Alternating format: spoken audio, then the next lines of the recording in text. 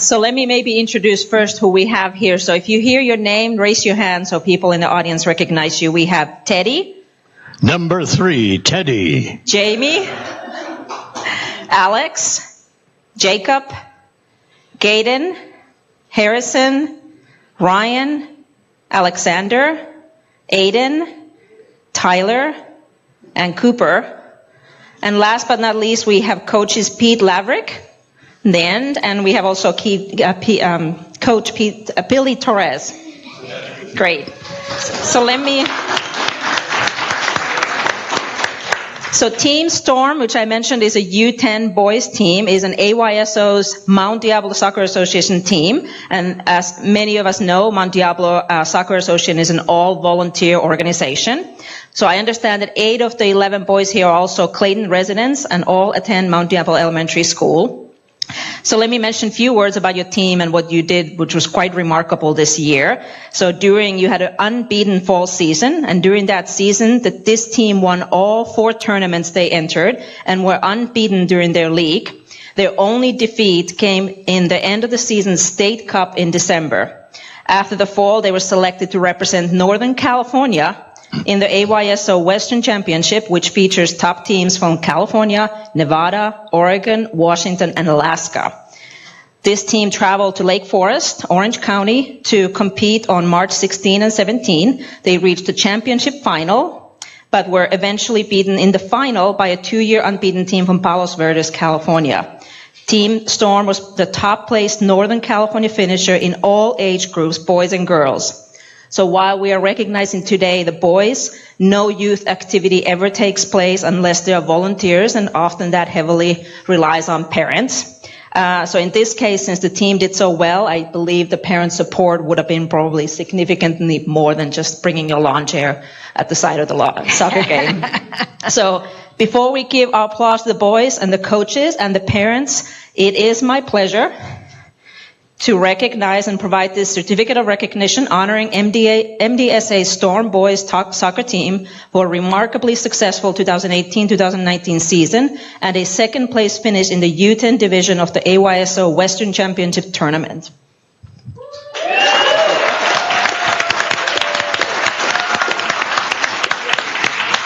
So let me invite the coach.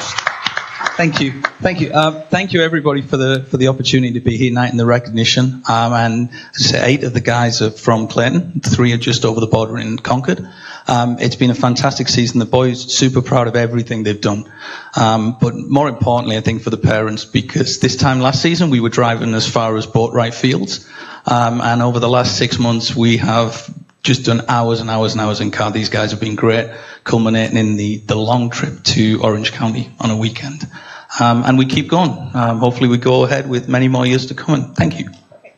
Thank you. And I think our Clayton Pioneer wants a picture. So I think we need to squeeze in a little bit more. Why don't we do the little guys up front? You know who goes up front. You know who 6 go to the front. Turn your certificate. Everybody wants down in front. That's cool.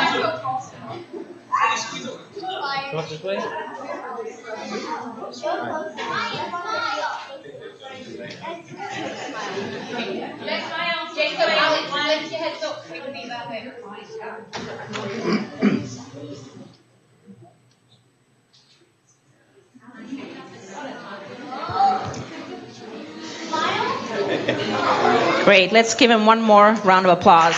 Great job.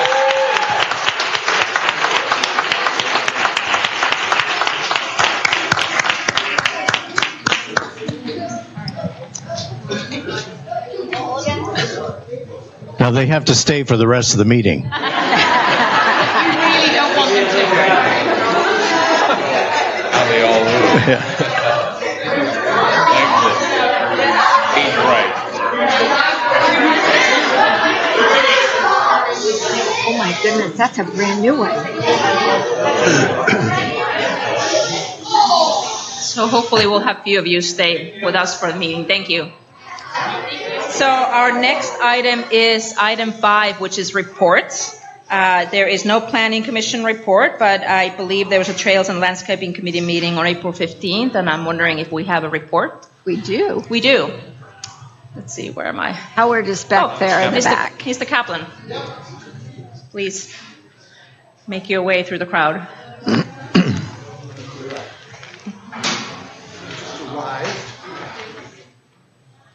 So, Go ahead to the mic if you don't mind, so we catch you. the report on the Trails and Landscape Committee. Okay, let me just get my jacket off. So, we had a meeting last night to discuss the proposed budget on the Trails and Landscape. And I don't know if you folks have seen the proposed budget yet or not. And we would have decided we would like to recommend the proposed budget for approval to the City Council. And the only comments that we'd like to make is that the proposed budget spends all of the revenue that's coming in. There's a small amount of reserve contribution. And the numbers show a ending fund balance of $449,000. But that could be mistaken because there's a requirement, a need for a $400,000 reserve to meet cash flow requirements where the expenses may come before the income, which can be a problem. So that $400,000 to $440,000 buffers that. So we just wanted to say that we approve the budget, but it doesn't really have quite enough room to contribute to reserves. And we like to see a budget that underspends the revenue, even though it might be small. It would be consistent and at times larger, because those reserves are important for sustainability and reliability and resiliency going forward. So we would just want to encourage the City Council, when considering this budget, how we might be able to achieve everything that needs to be done by spending a little bit less. We think the world of Jim Warburton and believe that execution is in his hands to generate that.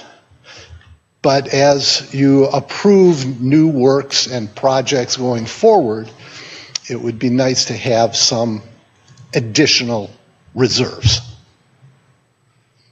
And the other point of my coming here is if you had any questions for me. Perfect, thank you. Are there any questions? I think we are all clear. Appreciate that report, and I think the budget will probably come back to us in one of the next few hearings. So. Okay. Great, thank you very much. We've said our piece. Thank you. Thank you. Thanks, Howard. Thanks. To you. Yes. I'd just like to add that the Trails and Landscape Committee has been working really, really hard on a lot of issues, and they were very diligent in their questions about the budget last night. And I want to congratulate Jim Warburton on putting together a budget that actually itemizes many of the individual tasks and expenses in a way that we've not seen before, and in an effort to track very carefully where all the dollars are actually going. And this is his effort to make sure that he's managing the most efficiently as possible. And it really was helpful for the Trails and Landscape Committee to be able to see that level of detail last night, and they appreciated it a lot. So thank you to Jim and our staff for doing a really excellent job of laying out where the dollars are going very efficiently. Thank you. That's great. Great, thank you. So then next is reports by city manager or staff. Mr. Napper. Yes, thank you, Mayor. Just a note on the Trails and Landscaping Committee budget. I know that we've been here long enough where we've heard comments in previous years that we have too much money in the district's reserves and that we ought to be spending those monies on services. So there's been the calculation that's done is that until the assessments are paid in the first installment in December, there's enough money that the reserve can pay for its advance expenses, and then it'll be replenished with those installments through the property tax. Since our last meeting, I know the council's aware, but wanted to announce to the public that our finance manager, Kevin Mizuno, who's been with us for about 5.5 years, announced that he will be leaving to accept employment in another district. It's a public agency special district. And so to let you know that what I'm doing at this point in time is I have Mr. Woltering handling the community development interim duties. And we're trying to secure the services of an interim finance manager now. His departure will take place at the end of June. And so we're trying to make sure we have all staff covered as we continue to move forward and provide services. That's it. Great, thank you. And I think we, as a city, have been very lucky to have Mr. Mizuno. I think he is very professional, so I think we will miss him dearly. Yes. So, perfect. So then we'll go on to city council reports, and these are reports from the council members as their positions in council liaisons to different regional committees, commissions, or boards. Councilmember Juan, would you like to start? Any reports? I had the opportunity since our last meeting to meet with both principals at the middle school and the elementary school, talking about some of the local traffic and pedestrian safety. It'll come back at our next meeting, so I want to invite them to come and offer any comment that they may have. Councilmember Wolf and I, as for the ad hoc committee regarding the Regency Gate parking area, also had a chance to meet and discuss some of the comments that we had from our last meeting and go over some future plans with staff, and that'll come back. I'm not sure when. It'll come back in the near term. So, Great, thank you. Vice Mayor Pierce? Sure. If I pull up the calendar, I can tell you, but otherwise I can just generally summarize. I attended the Association of Bay Area Governments Regional Planning Committee, where we saw an overview of the Horizons papers that are going into the putting together of the next Plan Bay Area 2050.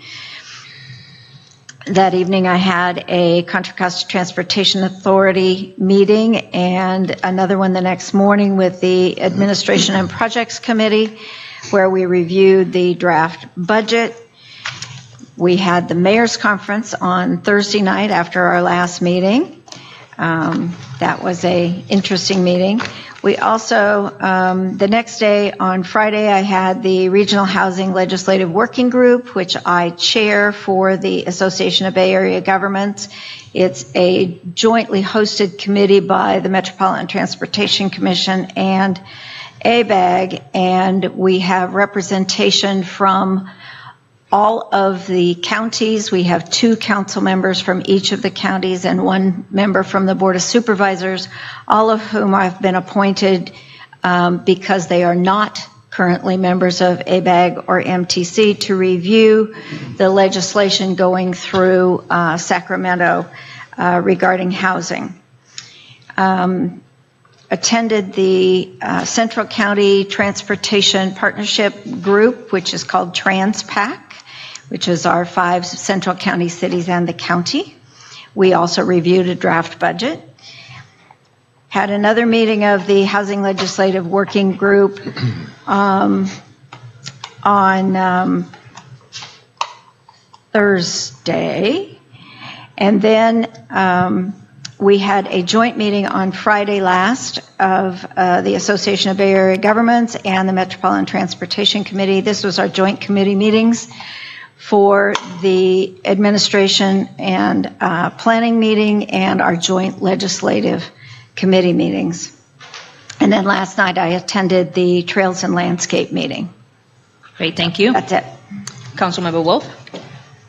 Okay, since the last meeting, I, as Councilmember Juan said, we met with the Regency and Rialto residents to talk about the parking permit program, which is coming up, and we'll be seeing that again soon. Had a meeting with the constituent who just happened to arrive here. Had a nice coffee with her and learned a lot about what's happening in the city from her point of view. Also attended the Clayton Theater Company play at Endeavor Hall and the library book sale on Sunday. And I also communicated with a couple of people via email. One of them was very interesting, wanting to remind the Clayton citizens to clean up after their pets when they're walking along the trails. She said not only dogs, but horses. Oh. So that was her comment. So I thought I'd put it out there for everybody to clean up after your animals as you're walking. That's it for me right now. Great, thank you. Councilmember Diaz? Hi, a couple of things. One, attended the Water District meeting back in the beginning of April. Then the last 2 Sundays, I have been out at Regency Drive seeing what's going on down there, and I want to make a couple of comments regarding that. Number one, we had an issue with a parked car in front of a fire hydrant, and I want to commend our city maintenance staff. That striping out in front of 145 Regency Drive, where there's a fire hydrant, has been painted a bright red, and you can't miss it. So both days that I was out there, there was no one parked illegally in front of that. Now that there's a clear red marking on that. City maintenance staff did a marvelous job, and they also have on their calendar to know that there are others throughout the city that over time that red paint bleaches to a pink and then ultimately to a white. And so Jim Warburton is aware of that and putting together a plan to address that. Relative to the police department in that 2 days out there, one of the things very simple, and they did it. I want to commend both Sergeant Tim Marshute and Officer Rich Ania. They parked the decoy car down there at the end. And it's amazing what that car does. It makes people obey the law. And so there was nobody violating any extra parking in that. So that works, and I gather they're going to probably put it out there for the next few weekends until things finally settle down. And there are a number of people that pull up there, and they are trying to stay away from the residential section and move down to the very end of Regency, which is very good. One last comment about the police department and visibility, something that I've mentioned on a number of occasions. Officer Ania spent a day out 2 Saturdays ago, and through visibility and his little handy-dandy radar gun, he issued 13 speeding citations. All it takes is being out there and visible. So a commendation to him and the department for that. Thank you. Great, thank you. And for me, I actually don't have any committee or those types of activities in the last 2 weeks, but just met with some private residents and had other discussions. But I do want to make a couple quick announcements since no one else made those. So this Saturday is Clayton Cleans Up. So it's an excellent opportunity for the young and the older to get out and help clean our city. So it is, I believe, from 9 to noon, and it meets at the City Hall Plaza. So everyone should certainly come out and help clean our city. And then the following weekend, April 27 and 28 is the Art and Wine Festival, 10 to 7 on Saturday and 10 to 5 on Sunday. I'm certainly hoping to see 100% participation from our council members, since it is a community activity, so maybe we can get all of us out there as well. We are still looking for volunteers, especially for Saturday evening and then Sunday all day, especially for tickets. So you can sign up at the claytoncpca.org website.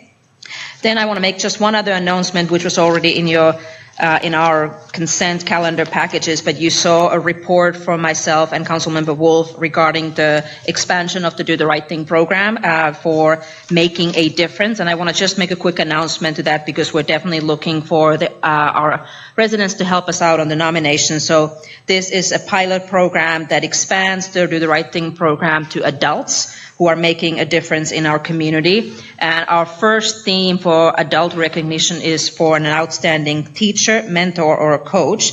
So if there are any such persons who definitely should be recognized, you can submit an email with the nominee's name, a brief description as to why that person should be recognized, and submit that to an email address for claytonmakingadifference@gmail.com. So we'll continue that work with Councilmember Wolf. This too, just in case you want to talk about that. No.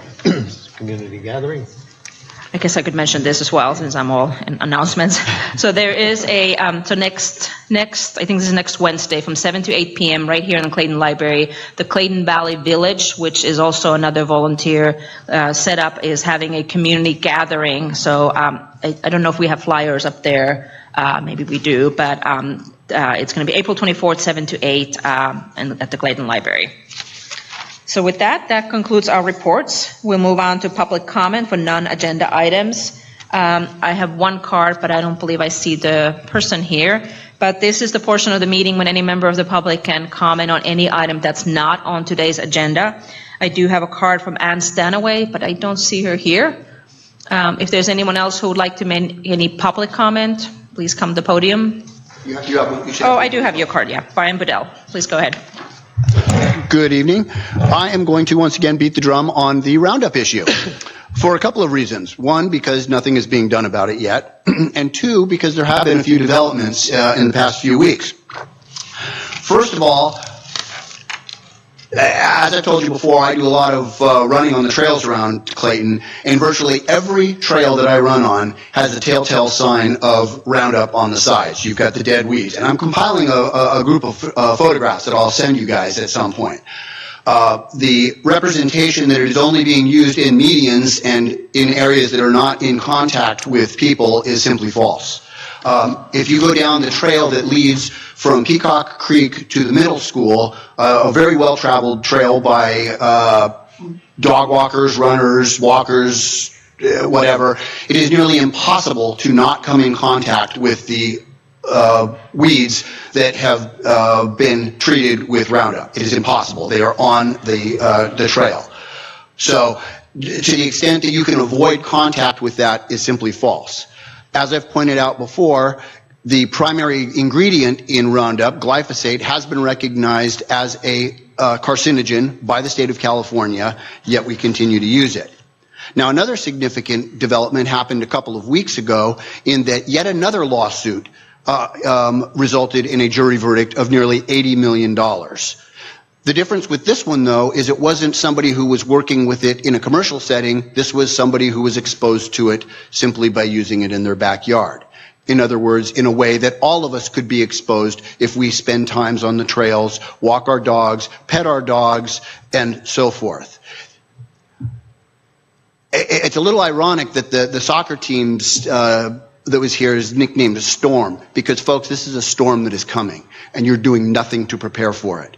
As a lawyer who does a lot of toxic tort work, I get a lot of email updates and things, and right now the count of lawsuits filed alleging exposure to Roundup and alleging cancer caused from it is now at 11,200 throughout the country. It's not when it's coming, it's if it's coming. And to the extent the city of Clayton chooses to thumb its nose at the science and the exposure, you are putting not only the safety of our citizens at risk, you are putting the financial stability of this city at risk, because one big verdict will wipe this city out. As Mr. Napper has confirmed, it will greatly exceed our insurance coverage. You need to do something, and you need to do something soon. Okay, thank you. Is there anyone else who would like to provide public comment? Yeah, seeing none, we'll close public comment, but if I could have our Assistant City Manager come up. Yes, I just want to let the council know, and Vice Mayor Pierce was at the meeting last night. This was a topic that the TLC did discuss, and it was clarified by our maintenance supervisor, Jim Warburton, that the orange you see, not only in Clayton but in Concord, Walnut Creek, was pre-emergent that was applied early in the season, but we had rains that hit, so it did not get a chance to hit the root growth. So you'll see the orange strips along a lot of areas weeds. That's not glyphosate, that is not Roundup, that was pre-emergent done to kill the seedling roots, but because it rained after the application, you'll see that in many communities, that's what was used in those areas. It is not Roundup. Roundup is limited to the median islands and the landscape sections, but those areas that you see with the weeds are, as we were told last night, was the pre-emergent application done in the late fall, and the rainy season hit it and diluted it, so now you see the orange strips of the weeds that are up. Great, thank you. Seeing no one else come to the podium, we'll close public comment, and then we'll move on to our public hearings. We have none, which brings us to action items, which our first item is action item 8A, which is the consideration of the second reading adoption of ordinance number 485 of a proposed city-initiated ordinance number 485, amending Clayton Municipal Code section 15.08.040G, regulating temporary non-commercial signs on private real properties. And it is our second reading on the item, but I do believe we have a short update from our Community Development Director. Mr. Waltering. Yes, Madam Mayor and members of the council. At your last meeting on April 2nd, you introduced and did first reading on this item, this ordinance, and the ordinance was presented to the city's planning commission at their March 12th meeting. And as I reported to you at the April 2nd meeting, your April 2nd meeting, the commission looked at the matter of trying to, on the one hand, balance freedom of speech rights guaranteed under the First Amendment of our Constitution with community aesthetics, and they returned a resolution of no recommendation on this particular ordinance. The council reviewed that recommendation of no recommendation, discussed it further, and determined that the 16 square foot limit on individual signs would be sufficient in terms of addressing concerns about community aesthetics, while trying to balance, on the other hand, freedom of speech, assuring that within the city of Clayton there would be freedom of speech to express oneself under the First Amendment.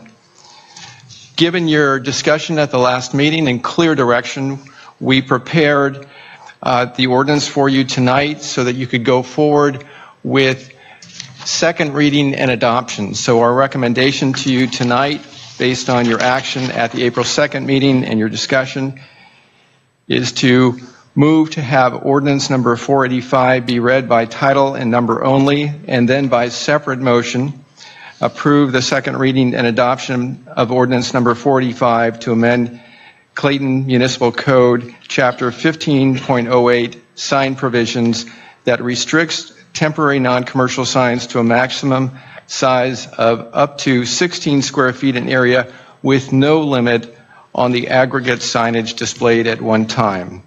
And this would be following any public comments that may be received on the item. Thank you. That concludes my report. Great, thank you. Are there any questions of staff? Seeing none, we'll open up for public comment. I do not have any speaker cards, but if anyone would like to address the council on this item. Seeing none, we'll close public comment, which means we'll bring it up to the council for any discussion and or a motion. I would move to have the city clerk read ordinance number 485 by title and number only and waive the further reading. Second. So it's been moved and seconded. All those in favor, please say aye. Aye. Any opposed? Seeing none, that part is approved unanimously. City clerk, please. Ordinance number 485, an ordinance amending chapter 15.08 of the Clayton Municipal Code regarding sign provisions. Great, thank you. And then I'm looking for a motion on the actual adoption of the ordinance. I would move to adopt ordinance number 485 with the finding that this ordinance will not result in a significant adverse environmental impact. Second. So that has been moved and seconded. All those in favor, please say aye. Aye. Any opposed? I'm opposed for the same reasons that I had stated in our previous meeting. Okay, so that passes with a vote of 4-1. Then we'll move on to item 8B, which is council member request for the city council to discuss the CASA compact. And council member Juan, this is your item. So if you'd like to provide any information as to what you're asking the council to do. Sure. I've prepared a brief presentation, and I will attempt to make this excellent. Just making sure. All right. So this item has been in the news quite a bit lately, but I want to start with a question. What do you think of when I say that there is a crisis? To me, a crisis is a time of intense danger or trouble and calls for quick and decisive action. Because the folks at the Metropolitan Transportation Commission, the MTC, and the Association of Bay Area Governments, ABAG, and most of the California legislature believes there's a housing crisis all across the state, it provides a lever for them to take this quick and decisive action that a crisis demands. Taking a page out of the Obama administration's playbook when they said that you never want to let a serious crisis go to waste, this crisis provides the opportunity for us to do things that you could not do before. So with the housing crisis as the backdrop for pushing things that could not be done before, the folks at MTC and ABAG have assembled the CASA Compact. I've asked for this agenda item because this is one of the most significant topics impacting local cities. The purpose is to inform about what has already transpired, and at the end, ask what we should do as a city in regards to this significant issue. So CASA was formed, I'm going to go through some of the background very quickly just to get everyone on the same page, but CASA was formed jointly by MTC and ABAG in an effort to come up with ideas to help solve the housing crisis. Ultimately, much of the action will happen through state legislation, and by putting their weight behind a cohesive set of ideas, the two regional quasi-governmental bodies hope to influence that legislation. So what does CASA actually recommend? CASA recommends raising money in all the ways that governments can raise money, except for actually printing it. If executed, CASA would create a new unelected quasi-governmental body that could levy and collect taxes, issue debt, impose fees on just about everyone.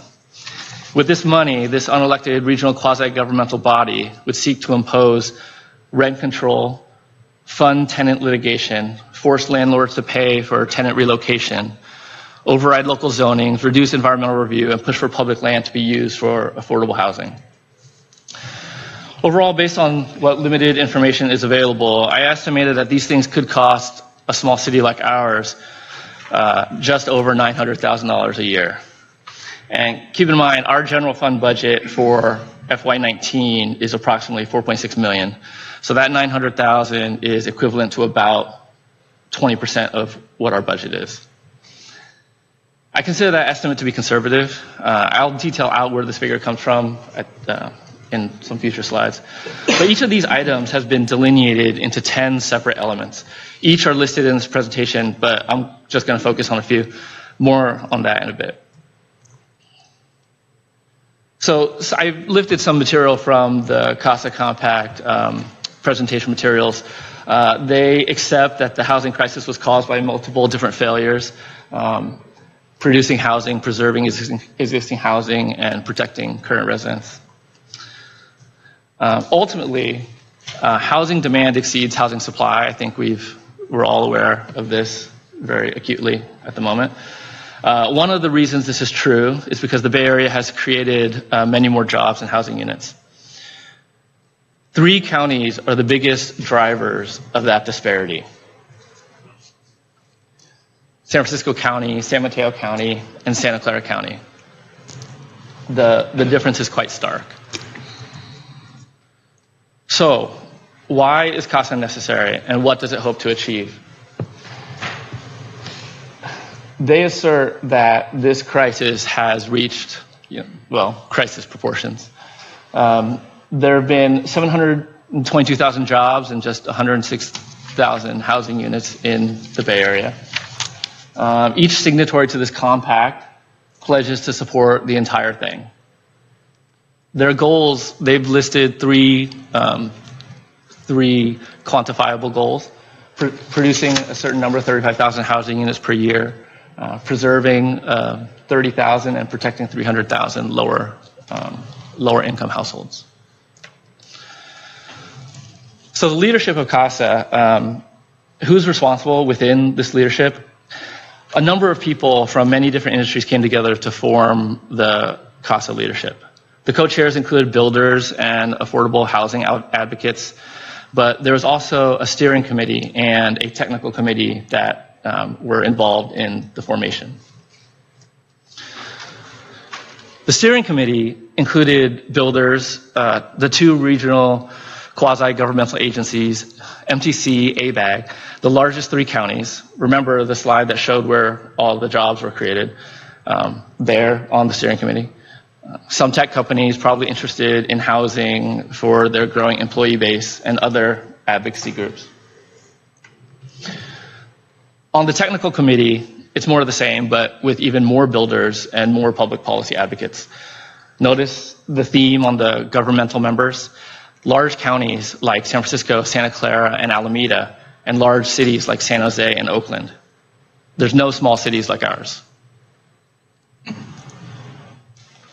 But it's important to understand how these regional bodies vote when they promulgate things like CASA.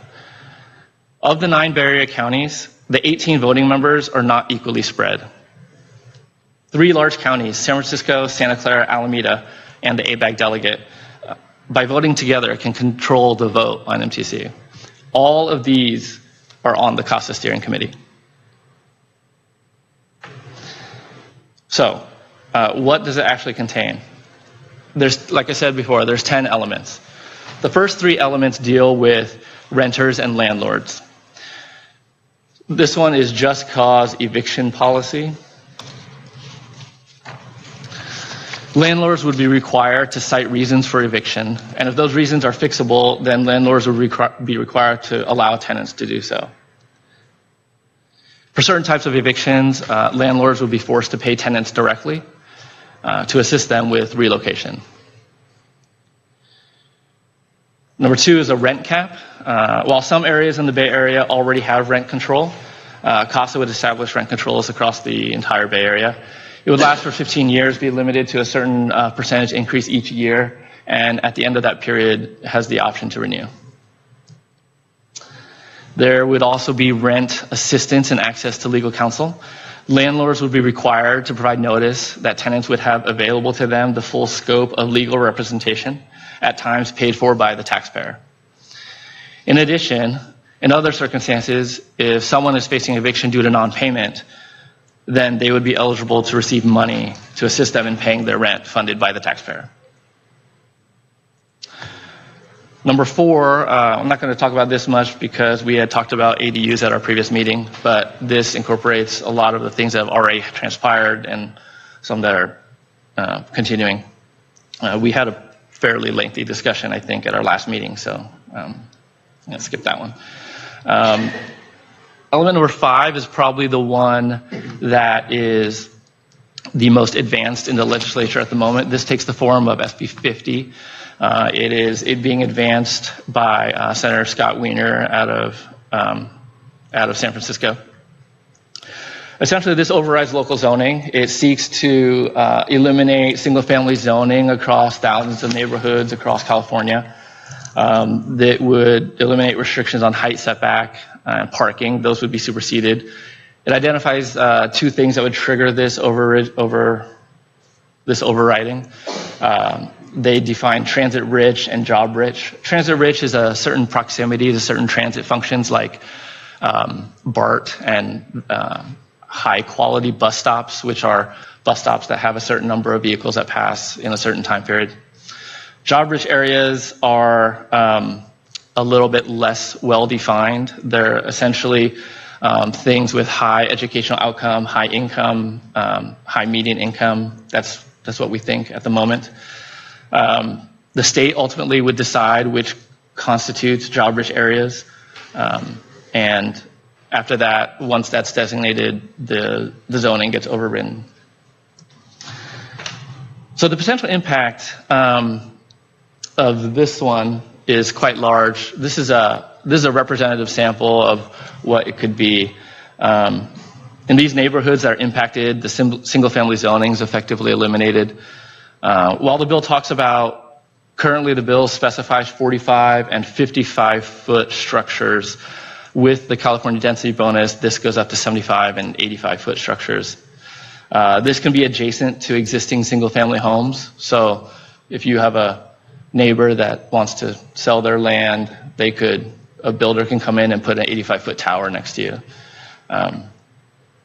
If a transit agency decides to add a high-frequency bus stop on any street, that would be a catalyst to trigger this law and eliminate the single-family zoning. So even if Clayton isn't on the front line of being impacted like some of the other regions in the Bay Area, at the discretion of a transit agency or HCD, the state agency that would be responsible for determining job rich, they would have the ability to eliminate the majority of zoning that we have here in Clayton. Element number 6, this is about limiting the fees that cities can charge developers related to the impact the development may have on local infrastructure like police, roads, and other services. It requires greater reporting to HCD, requiring more administrative time, effort. It limits public discussion, so these public hearings that we have would be limited as well.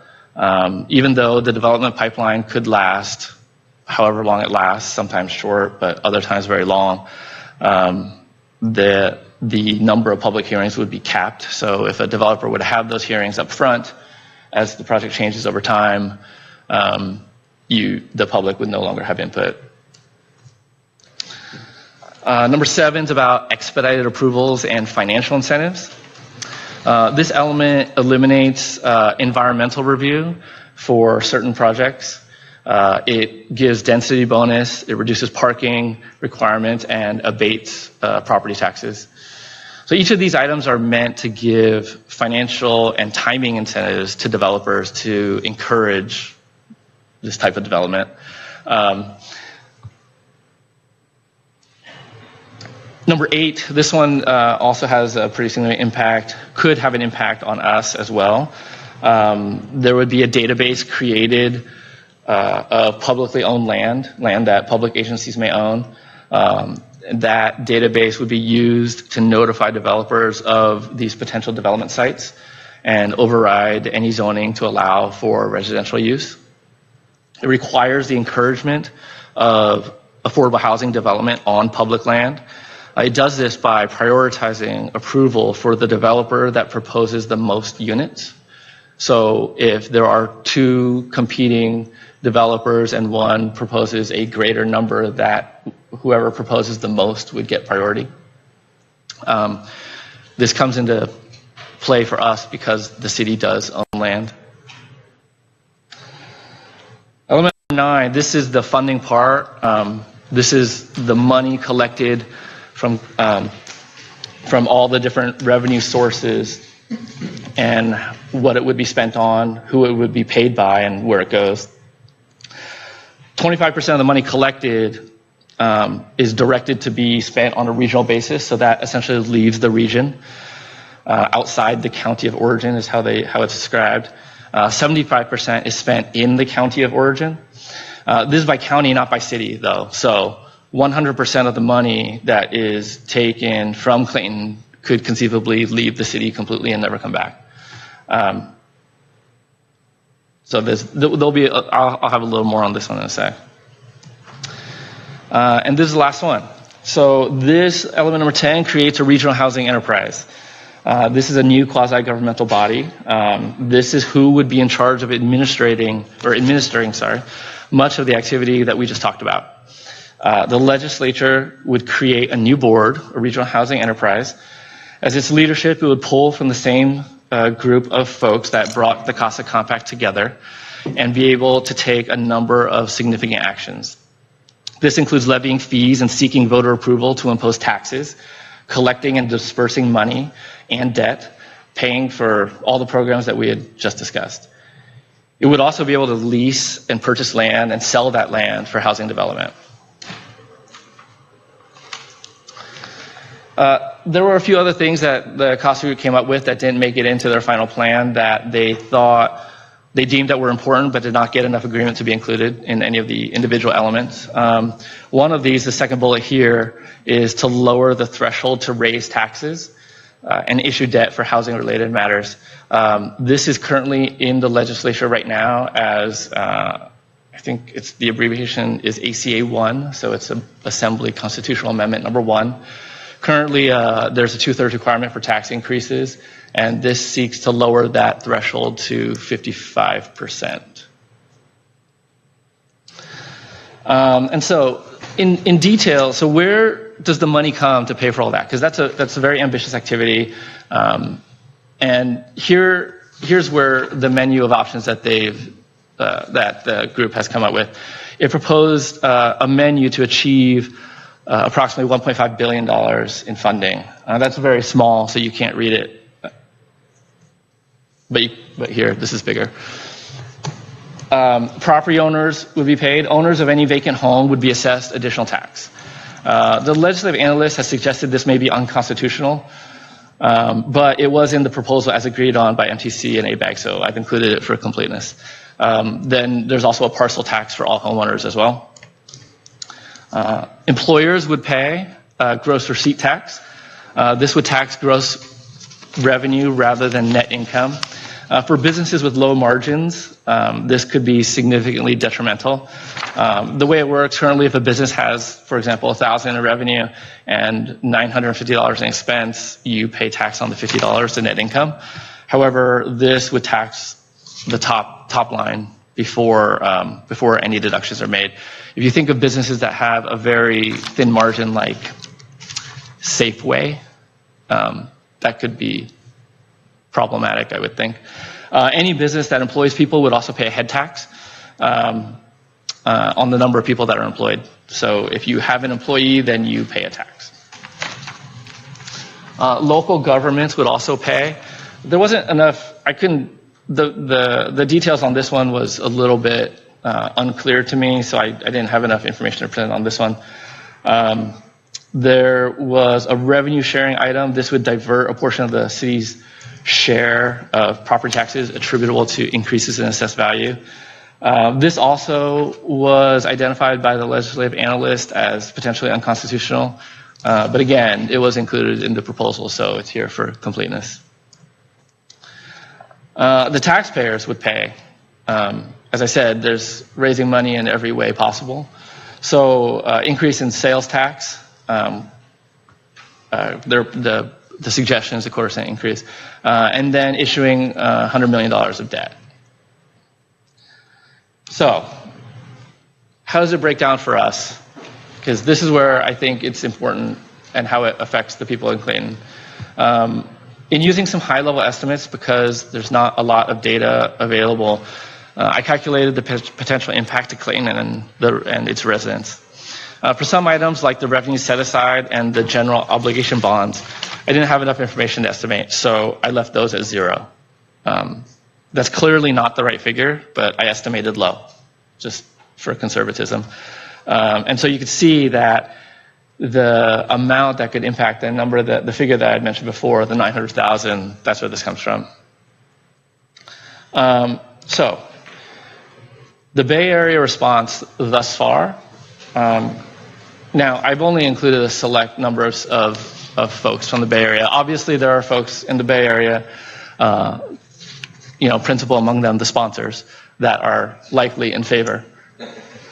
However, with the status of, this was the status as of a few weeks ago. This is a significant issue that will affect every Bay Area city and essentially the whole state. But we will acutely feel this here. There are some cities that realized that this was happening before the vote was taken at ABAG and MTC, and they wrote letters and were opposed ahead of time, trying to encourage them to either modify or take a different approach. Some cities are gathering now after the fact to organize and try and gather together to lend their collective voices and influence the legislation that's currently at the state. So, our response. So because MTC and ABAG have already endorsed these items, the next phase is at the state legislature. Some are further along in the process than others. Some form of ADU legislation has already passed. SB 50, which is the transit and job rich housing, element 5, has already had committee votes in the legislature. This is why it's important to take action now. I think that we should draft a letter addressed to all of our state representatives, to ABAG, to MTC, and let them know the city's position in an attempt to influence the overall outcome of these legislative items. That concludes my presentation. Okay, so what's your request for the council? I think we should draft a letter addressed to all of our state representatives. No, I understood that, but what position are you advocating? What are you asking for? I think we should decide what our position should be collectively and draft a letter and attempt to influence that legislation, as other cities have done. So what are you advocating for? I'm opposed. I think that for a number of reasons, a principle among them, the overarching theme in what is on the table is a loss of local control. And I think that anyone who is in favor of local control should be opposed to these items. While I do believe that a lot of the goals that are presented are very laudable, they're great goals, but I do think that the approach that this is taking at the state level, the one-size-fits-all approach, I do not think that it is what's in the best interest of the residents of Clayton. The main drivers of where the disparity in housing and jobs is from is not here. And to enact a one-size-fits-all approach that would treat us the same way that you would treat San Francisco or Oakland or San Mateo, I do not think that that is an effective way to craft policy. In addition, if you notice throughout all of the materials, what is mainly talked about is housing. Of course, it's a housing venture. However, it doesn't address any issues of transportation. And so I know that these things are related, and there's other parallel groups that are continually working on transportation as well. But if one moves without the other, I think that it would cause a lot of problems, both with our existing transportation infrastructure. And so I would say that in any way that we can, we should be opposed for those reasons.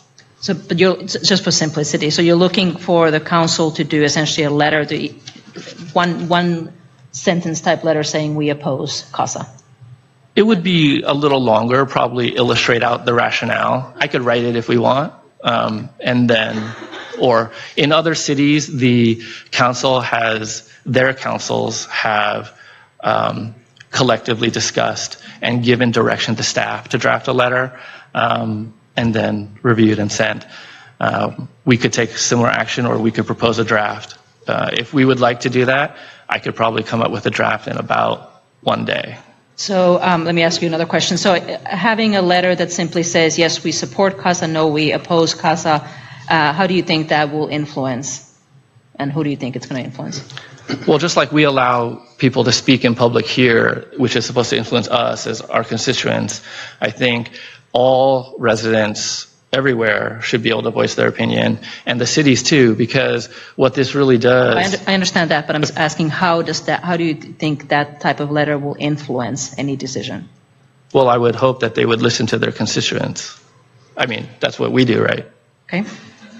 And then one more question from me. So some of the information that I just saw in your slides, I'm not sure it was 100% accurate. So I'm wondering what the source was. Was it just sort of your understanding of the material, or was there any expert or anybody that was consulted, or? I read the material that was presented. I listened to the presentations that were given, and I read the legislative text. So okay. If there's anything that we think that you think is inaccurate or unfairly presented, let's discuss it. Okay. So I think, go ahead, Councilmember or Vice Mayor Pierce. Thank you. As a member and a past president of the Association of Bay Area Governments, I've been very closely watching all of this. I did attend one meeting of CASA when I was president. It was the meeting where everyone introduced themselves and talked about what was important to them. I did not attend any of the other meetings because I was replaced by the current president on that board. I did take the liberty, because I knew this was on the agenda, of inviting one of our staff members from ABAG and MTC who has worked closely with this issue, and I would like to call them to the podium to give a little bit of a presentation on where we are in the process right now, if that's possible. Okay, that'd be great. Is this part of public comment? Are we at public comment part yet? I think we're at council discussions, and just like you have an opportunity to give us a 20-minute. Part of the council. Excuse me, Mr. Budell. That's right. It's a point of order, Madam Mayor. Excuse me, Mr. Budell. We're at council discussion and presentation of your items. So just like you had an opportunity to give us a 20-minute presentation, I think each of us can chime in just as well. So, Vice Mayor Pierce. Yes, thank you. I'd like to introduce Brad Paul, who is the Deputy Director for Local Government Services for ABAG and MTC. Thanks for coming. I had asked for a presentation, but I was told that no one would be available, so this is great. Thank you. Thanks for inviting me. And I want to say that there's a number of things you showed up here that I agree with. And so what I wanted to do is just give you an update on what's happened since both the MTC Commission in December and the ABAG Executive Board in January took a vote on this.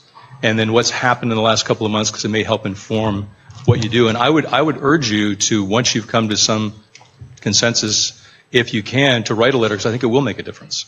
But let me just tell you what the two boards did. First, MTC in December voted to not endorse the CASA Compact, but to allow the chair of the board, Scott Haggerty, to sign it with certain caveats. The caveats were, among other things, that the MTC Commission did not endorse everything in CASA. They certainly didn't endorse the suggested revenue sources, and they wanted staff to do a lot more outreach to the community, since that was one of the real shortcomings in the CASA process. A month later, the ABAG board took the exact same action, again, not supporting CASA, but allowing the president to sign it. And then Scott Haggerty, who is now the chair of MTC, sitting on the board of ABAG, said, his famous quote is, "If you're not at the table, you're on the menu." And so the idea was to just sign it with these caveats so that you can be part of the legislative process going forward. ABAG also added creating an ad hoc committee to advise both the MTC and ABAG legislative committees on individual bills that come back. The committee to be made up of 2 members of cities in each county and 1 county member. We then went out, there were about 4 of us that went out in January, February, and March. We went to about 10 meetings in Contra Costa County alone. I was going to 2 or 3 meetings a week to present many of the same slides here and listen, ask people what they thought and what they wanted to see happen.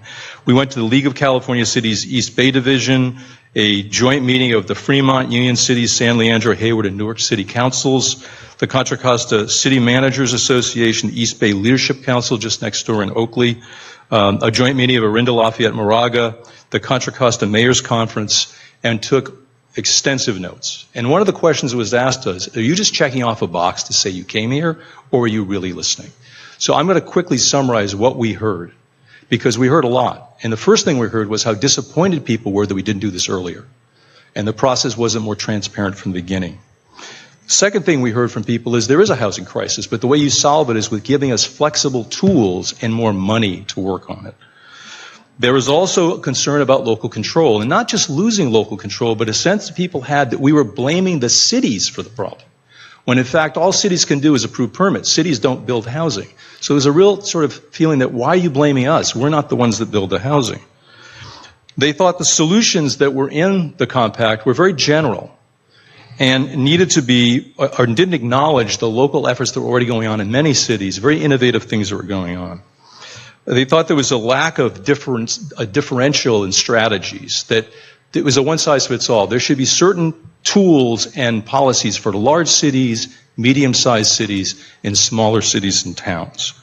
There was a real fear among many of the people who spoke that they felt like not only is the housing a problem, but they're at capacity with traffic, at capacity with transit, and particularly with schools. And what was CASA going to do if we let more housing be built and more families move into the Bay Area? How was CASA proposing to fund more transit, more schools, and more of the infrastructure that's needed?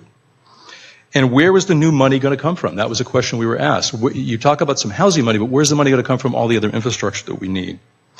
They also said that they opposed, they said in terms of the money that we showed in that chart, they said don't take the money away from us that we need to solve our problems. Particularly don't go after the sales tax because there's a limit to how much sales tax you can take. And if the region takes another 0.5% of that, it's going to stop cities and counties from being able to raise money to build the schools, to fix the infrastructure, to build more parks. They also said, besides the sales tax, don't touch the parcel tax, because that is the other tool that we use at the local level to fund local needs. There was a large discussion about the jobs housing imbalance, and what you saw on that slide is very good for Contra Costa. You actually have the best job housing ratio in the region. You have 5 jobs per 1 unit of housing. San Francisco is at 13 jobs per unit of housing, and San Mateo is at 17 units to 1. And so people said, not only do we want to not have you take the local money, but if you need money, go to the people that created the problem.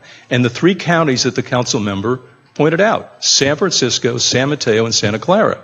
Go there and do a gross receipts tax, but have a variable one that can be very high in those areas where all the jobs are being generated, and much lower or not at all in places like Clayton. Because what you want to do is have jobs go from the West Bay to the East Bay. So the jobs imbalance was both within cities, but regionally. People, especially here in the East Bay, said, we've been really good about building the housing. All the jobs are in the West Bay. What can you do to incentivize jobs to come here so that our people don't have to commute across the bay and fill up the BART trains?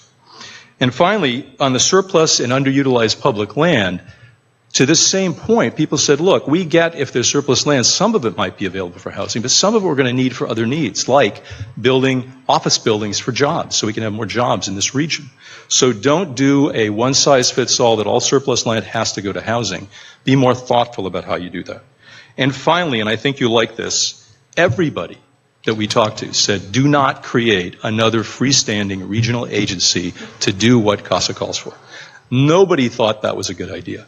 For the most part, they said, look, have MTC, or more of them said, have ABAG do it, because they are elected officials.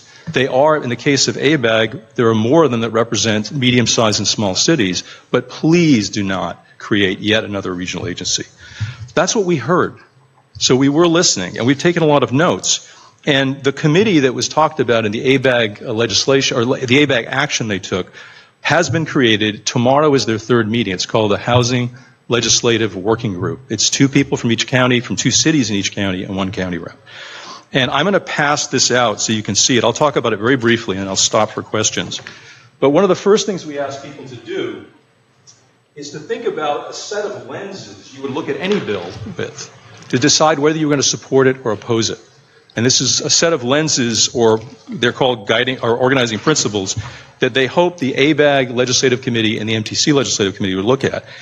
And we tweaked them a couple of times, but here's what we came up with. Funding. Does the bill provide more funding to help address the housing crisis? Number 1. 2, production.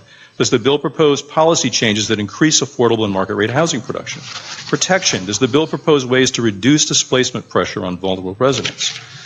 Number 4, flexibility. Does the bill account for differences across communities? Another way to say that is it or isn't it a one-size-fits-all? The jobs housing imbalance. Does the bill help reduce jobs housing imbalances across the region? This idea of West and East. Number 6, reward best practices. Does the bill recognize prior actions taken locally? A number of cities have done a lot in the last 2 years that they haven't talked about. And so the suggestion we've made in these meetings that we've heard back is talk about a lot of the great work you're doing, because things aren't as gloomy as they look. Transportation and infrastructure, or financial impact. Number 6, reward best practice. Number 7, financial impact. Are there potential financial impacts or other unintended consequences on local jurisdictions and or taxpayers? Transportation and infrastructure impacts. Does the bill address transportation or other infrastructure impacts like schools, water, parks, resulting from increased housing? And these are 2 brand new ones that the group created. Parallel policy mandates. Does the bill support other state policies and priorities, such as GHG reduction and other needs that the state has talked about? And finally, resilience. Does the bill improve resilience in local communities?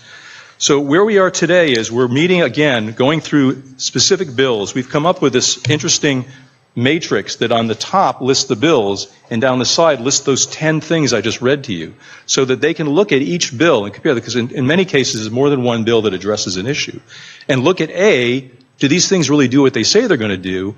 And if they don't, are there things we can suggest to make them do what those 10 things, those 10 organizing principles say they should do?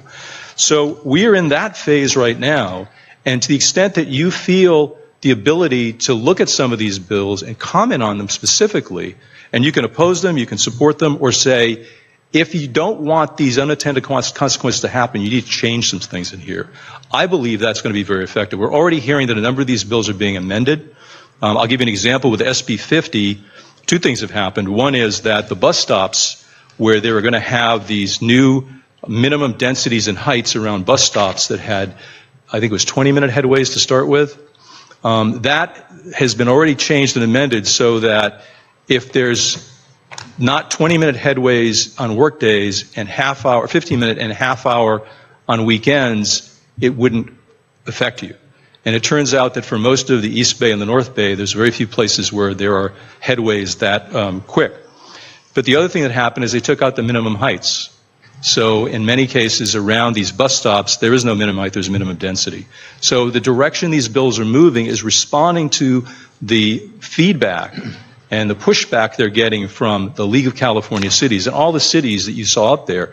And I have to say that a number of the letters, I would point you to the Danville City's letter, to the Cities Association of Santa Clara County. These are very thoughtful letters that start off saying, look, we know we need to do something, but we need to do this in a thoughtful way, and we need the resources to do this. So we have to look at more than just housing. We have to look at the transportation impacts, the school impacts, the traffic impacts. So I think you can have a lot of influence over this going forward, and the more detailed you can be in your analysis of each of these bills. And what we can do is, on our website, the same packets that we give to the members of this committee, you have access to.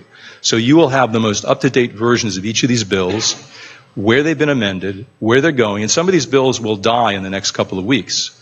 But there's an effort now to combine Senator McGuire's bill, SB 4, and Senator Wiener's bill, SB 50, and come up with some compromises on a number of the issues that people were concerned about in SB 50. And we will know what those are, not this week, but probably beginning next week. So we will post all that online so you can have access to it. So it's not a one-shot thing. You can actually, the things you care about. I'll give you one more example and I'll stop. On ADUs, those are the bills we looked at with the Housing Committee last week. And there's a bill that says you can automatically build it and the city cannot require parking, on-site parking. And for those of you that have been in communities like this, you know that there's a lot of old roads that are very narrow. And if you don't let people park on their lot, they're going to park in the street. And for many of these roads, that means a fire truck can't get up those roads. That's crazy. And if you point that out to legislators, they start to have to think about, well, if we're going to do that, it may be only on streets that are a certain width in a certain kind of neighborhood in a certain kind of city. And in places like Clayton or Portola Valley, or places all over where there are very narrow heritage streets, if you do that and people park on the street, you are not going to be able to get fire trucks and ambulances to the people that need them. So those are the kinds of things we're talking about at the Housing Committee, and the kinds of suggestions that the committee members are making, and that you can make to the state legislators as well. And I'll stop there and be happy to answer any questions you might have. Great, thank you very much. So, questions? I have a number. So Member Juan, go ahead. So, given what you had shared and your experience and feedback, which elements would you delete or modify if you had known then what you know now? I'm not sure we would change going backwards. I think going forwards. Well, I'm saying if you had the knowledge that you have now in the time that this agreement was being crafted, what would you do differently? I think I'd spend more time in meetings like this while the process was going on to give the direct feedback to the members of the committee. That's one thing I would do if I could turn the clock back. But I think the effort was to try to get a group of people who've been arguing and fighting for years and never even sitting together at a table to talk to each other, to talk about some of the larger issues around protection, preservation, and production.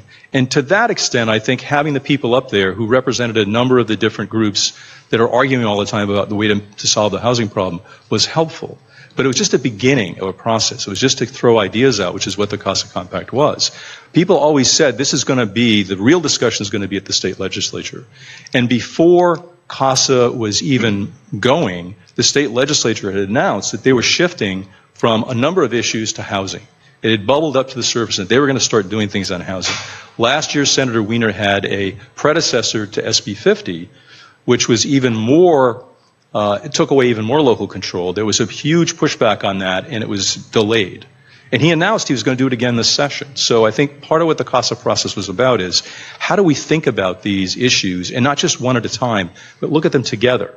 But that was not the end of the process. The part we're doing now is let's look at how these bills are being drafted and what they would do. To answer your question, I would be much more specific on the ADU, given what I've heard about.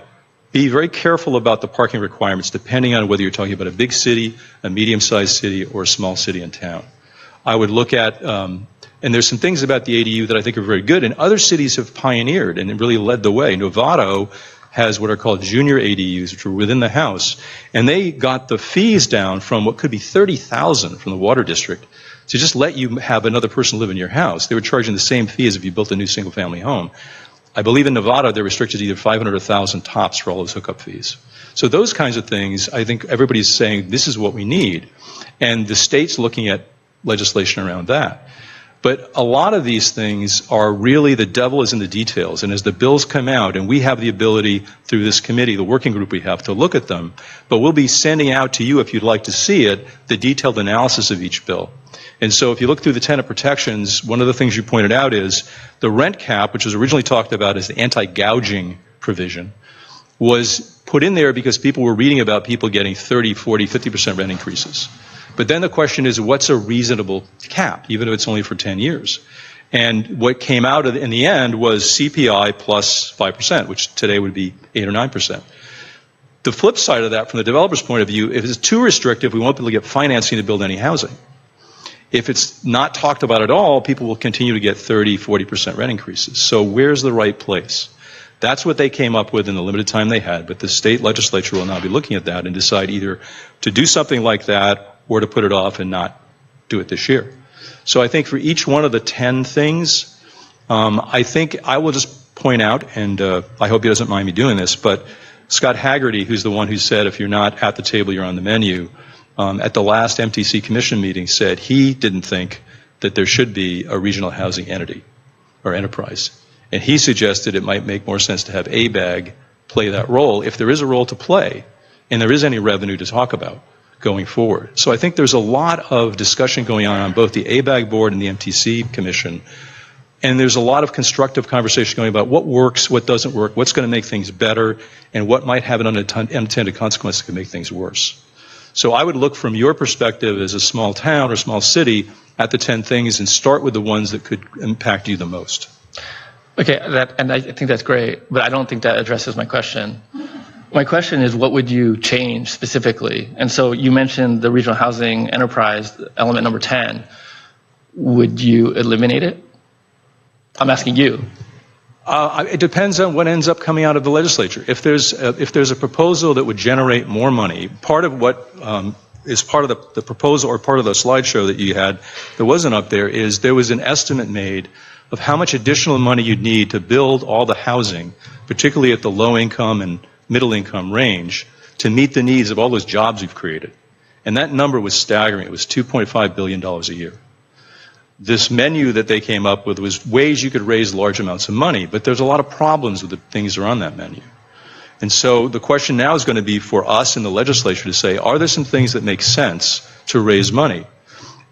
For instance, if you were to charge a gross receipts tax on the large tech companies in those 3 counties you talked about, and that generated a lot of money that could then go there and be spent in those counties to build more housing so they can house some of their workforce on site. Or, and this isn't in the CASA Compact, but you could have some of those communities where Apple is and other companies, tell them we're going to have you try to house 50% of your workforce on site when you're building these big campuses. This is generating that kind of discussion over there.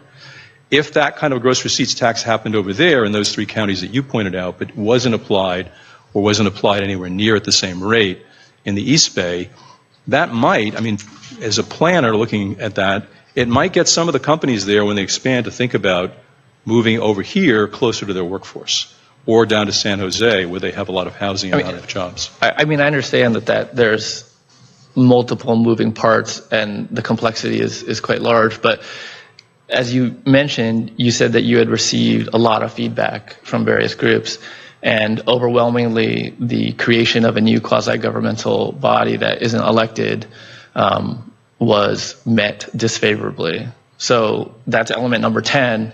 It's currently AB 1487. It's in the legislature right now. Would you be opposed to that? I don't get to take a position on that. I do. That's above my pay grade. I mean, I think. But again, I think what you have to look at is, as this discussion goes on, is the state going to step up and provide some funding?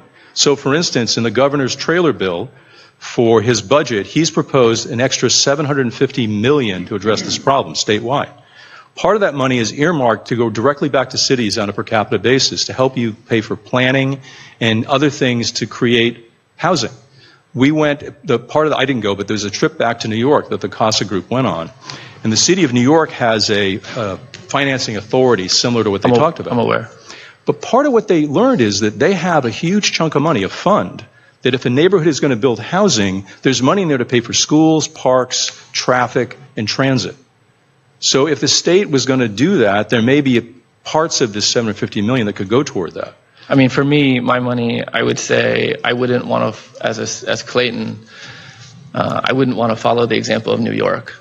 I don't think that that's really relevant to us. My point wasn't to copy New York. It's about their recognition that there's more than housing that needs to be funded when you're talking about housing. That was my only point. Sure. Of the and I may get this wrong, but of the $750 million, I think it's $250 million goes directly to the cities. Half of the $500 million goes to the Council of Governments, which in our region is ABAG.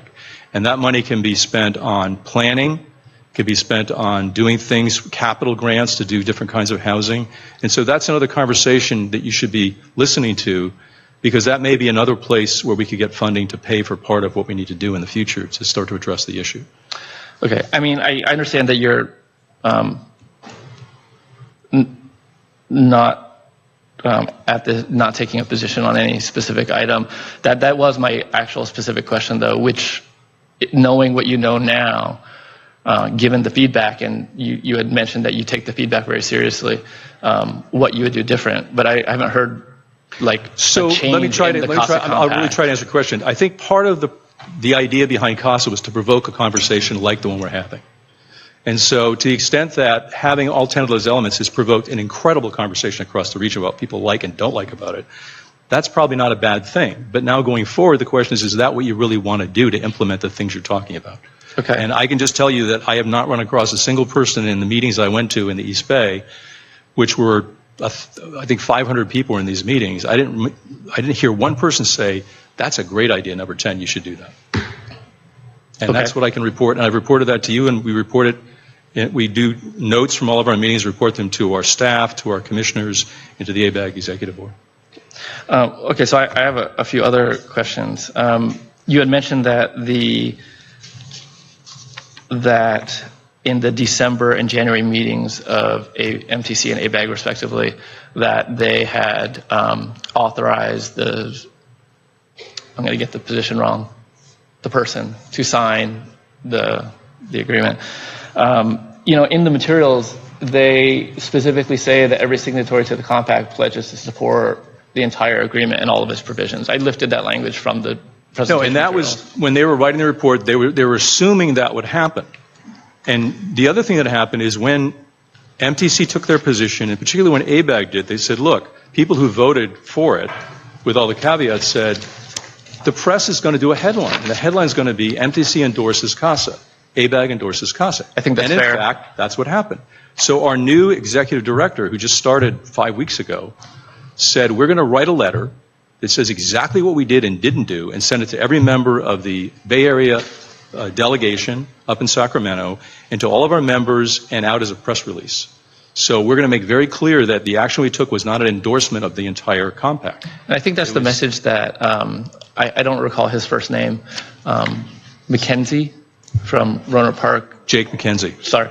Yeah. I think that's the message that he communicated to his council as well. He said, we didn't endorse everything, but we wanted to essentially move it forward. So we advanced this thing with these caveats. But when I look at the materials, that's great. It's like a signing statement, but in the text of what is being presented, that's not the way it's presented. So I think that there's a discrepancy in how that. And I agree with you that it's confusing, which is why we don't do these presentations anymore. What we do is we come to people and say, here's what's going on. Here are the basic areas of production, protection, and preservation.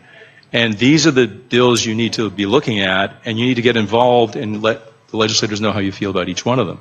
Because that process is over. Even though it said that at the end, because the people who were on that committee, which went way beyond ABAG and MTC, it was a much larger group, that's what they were hoping for and what they wanted. And for many of them, they agreed with that. But MTC and ABAG made it very clear in their resolutions, and we've mailed those resolutions out all over the place now to make it clear that that is not what MTC and ABAG said when they authorized their respective chairs to sign the compact with the caveats I mentioned. Yeah, and I did listen to that discussion, and that they did state that it's just different than what the compact actually said. So I guess another thing, the sales tax and the parcel tax were viewed very unfavorably. Those are listed within AB 1487 as well. So I guess when I talk about what action we should take, as you have repeatedly said, that there's multiple hundred bills in the state that are currently moving, and I don't think it is an effective mechanism to identify each bill, go through the analysis, and take a position. I think we can do that. I would be glad to do that, but I don't know if I would retain the audience that way.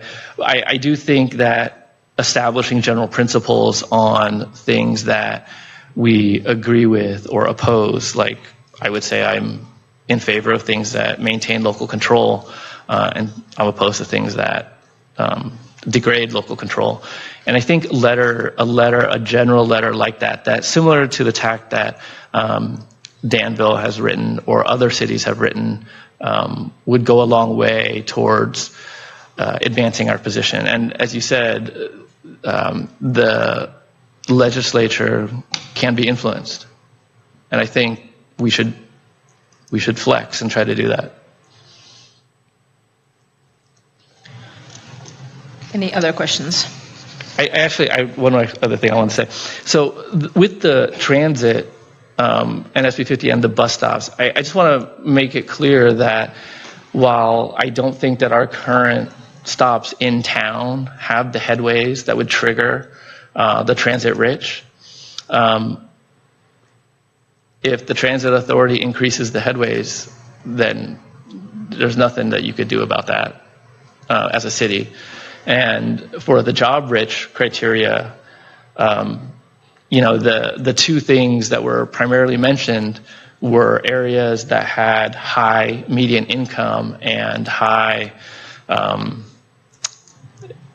educated populace, essentially. And that's a determination that's made by HCD. So essentially, they can designate anywhere that meets their criteria. The criteria isn't fixed at the moment. And if they do that, that essentially kills single-family zoning in any area they designate. To me, that's, no matter how much outreach we do, no matter how much feedback we get or moving around the margins, I mean, that's pulling information or pulling legislation from a poison well. I do not think that anything that can come of that, I don't think that anything positive can ever come of that. I mean, that needs to be destroyed completely and make it so that it gets destroyed so badly that it never comes again. I mean, that needs to be punished, essentially. So that's what I think about that. That's not a question. I didn't take it as one. Are you done? Okay, I have two questions. So I know, Councilmember One, I think you in the beginning you actually mentioned that you wanted to see the council to take sort of a yes or no, support or oppose type letter, and what I think I just heard you say was a reference to what Danville had done, which was an approach of not saying yes or no, but a very detailed, collaborative approach of looking at all those different items and providing constructive feedback, which was actually something that I mentioned a couple meetings ago as something that I saw as very positive, which was a collaborative approach as opposed to sending a yes or no letter, which I doubt has much impact. But I'd like to ask you a quick question. So at this stage, I guess, how impactful do you think a letter addressing the CASA elements is going to be versus is it more, are our efforts better focused on pieces of legislation? I think if you have the time to speak to specific pieces of legislation, it's much more effective. If you can do, and I wanted to, and I'll be happy to send some of these to you if you don't have them, but the City Association of Santa Clara County wrote a very interesting letter. It said, we support, we support, we support. And there were very general things about what's needed. We support more funding to the cities to do planning, the kind of planning you're asking us to do, more funding to do housing. And they had two things at the end. We oppose, we will not support taking away local control over land use and housing decisions. And the second one was going after local sources of funding. So that's a fairly general letter, but I think that was effective. But to the extent that you can say, once we have whatever comes out of the SB 50, SB 4 combination, look at that and say, there's parts of this that we're okay with and parts of this that have tremendous impacts and unintended consequences, the way Danville did, and that this is what these are very specifically for us and cities like us. I think that's the most effective thing you could do. Okay. And then, so can you elaborate a little bit? So obviously CASA is a Bay Area initiative, but then a lot of this legislation is obviously statewide. Right. Some of it's by legislators that aren't even Bay Area legislators. So what's the relationship? So again, what you saw about CASA was a wish. And the wish by those people was that this only apply to the Bay Area because it'd be easier to get it passed, and that it'd be considered a pilot for the rest of the state. But as everybody knows, when you send things to Sacramento, those people have a mind of their own. And so most of them, there's a few that are still Bay Area, but most of them are statewide, which means that Los Angeles is weighing in, the Central Valley is weighing in, with many of the same concerns we've heard in the Bay Area, which has really complicated it in some ways. But that was their choice as legislators to decide to make it statewide rather than just Bay Area. Okay, thank you. Other questions? Well, I don't really have, I'm sorry. Go ahead.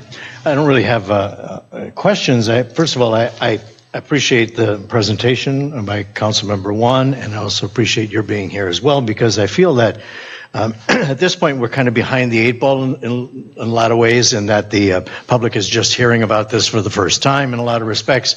We have a very small group here, and I don't know who's watching television, but I would be, excuse me, I would be interested to get more information out to the public, to be more transparent with regard to this.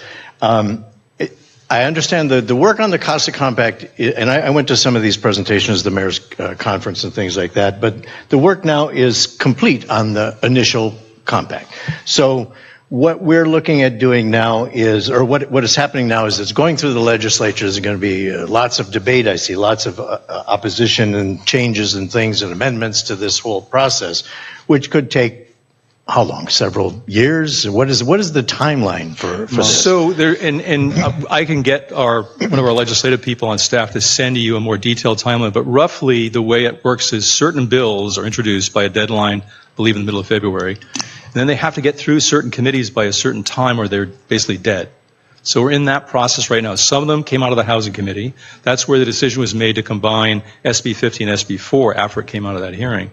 And then they have to go to the finance committees, other committees, and that's going to happen over the next month or so. And then it has to go to the other house, and there's going to be a separate set of, if these bills get that far. So what started out as 200 bills are going to narrow down very quickly to 100 bills, to 50 bills, to a final set of bills, which means that they're going to be changing. And you don't have to, I know a lot of people feel they're behind the eight ball, but there's still time, I think, to have an impact if in the next week, 2 weeks, 3 weeks, a month, as these bills start to solidify, the ones that are going to go in this session, you can comment on them as they're going through that process. Some of them will become 2-year bills. They won't be able to, which is what happened to Senator Wiener's bill last time, which became SB 50. He converted it to a 2-year bill, and now he's amended it to what it is now. So some of these bills, they're hoping to get through this session in some form. Some will take another year through the next session before the details get worked out and these bills get voted on up or down and the governor signs or doesn't sign them. So we have time to talk more to the public and get them more involved and get a vision for what this thing is all about and what initially, excuse me, what initially the public is going to want with regard to Clayton. Excuse me. I mean, that's part of the thing, though, because of the volume of bills and the process that they get amended, it moves very quickly. And so you could have a conversation with the public about what it is in its current form. Right. But in a week or a day, that could be significantly or, different. So the goalposts are continually keep moving. And so that's why I think it's important not to focus on any specific particular aspect, but to craft general principles of things that that we would be in favor of or things that we would oppose, because that could help influence the general tone of what is both proposed and amended. So I guess my question to you then would be, of what you've heard here and what you've talked to him about, what city would we follow? Or do you want to take a look at the letters that various cities have written to see what is the most effective way for us to communicate our feelings as a council, as a city, to the state? Yeah, I think those drafted by Rohnert Park and Danville are were well written. And then also, within the agenda packet, I don't know if I'm using the correct name, the Contra Costa County Policy Framework, is that a thing? That's what it says at the footer. They itemized each of the elements and talked about things that both they would, they're in favor of, like ADUs, and I think we had a pretty agreeable ADU discussion. And then things that they are somewhat indifferent about, and then things that they were opposed unless they were significantly changed. Right. And I think something that takes... So it sounds like you've moderated slightly your position in order to include the possibility that some of the things that we agree with would be included in that letter. Well, I mean, certainly the things that we've talked about, like AD, I didn't really talk about ADUs very much. I know, but we talked about it last time. Yeah. And so, in general, I think crafting the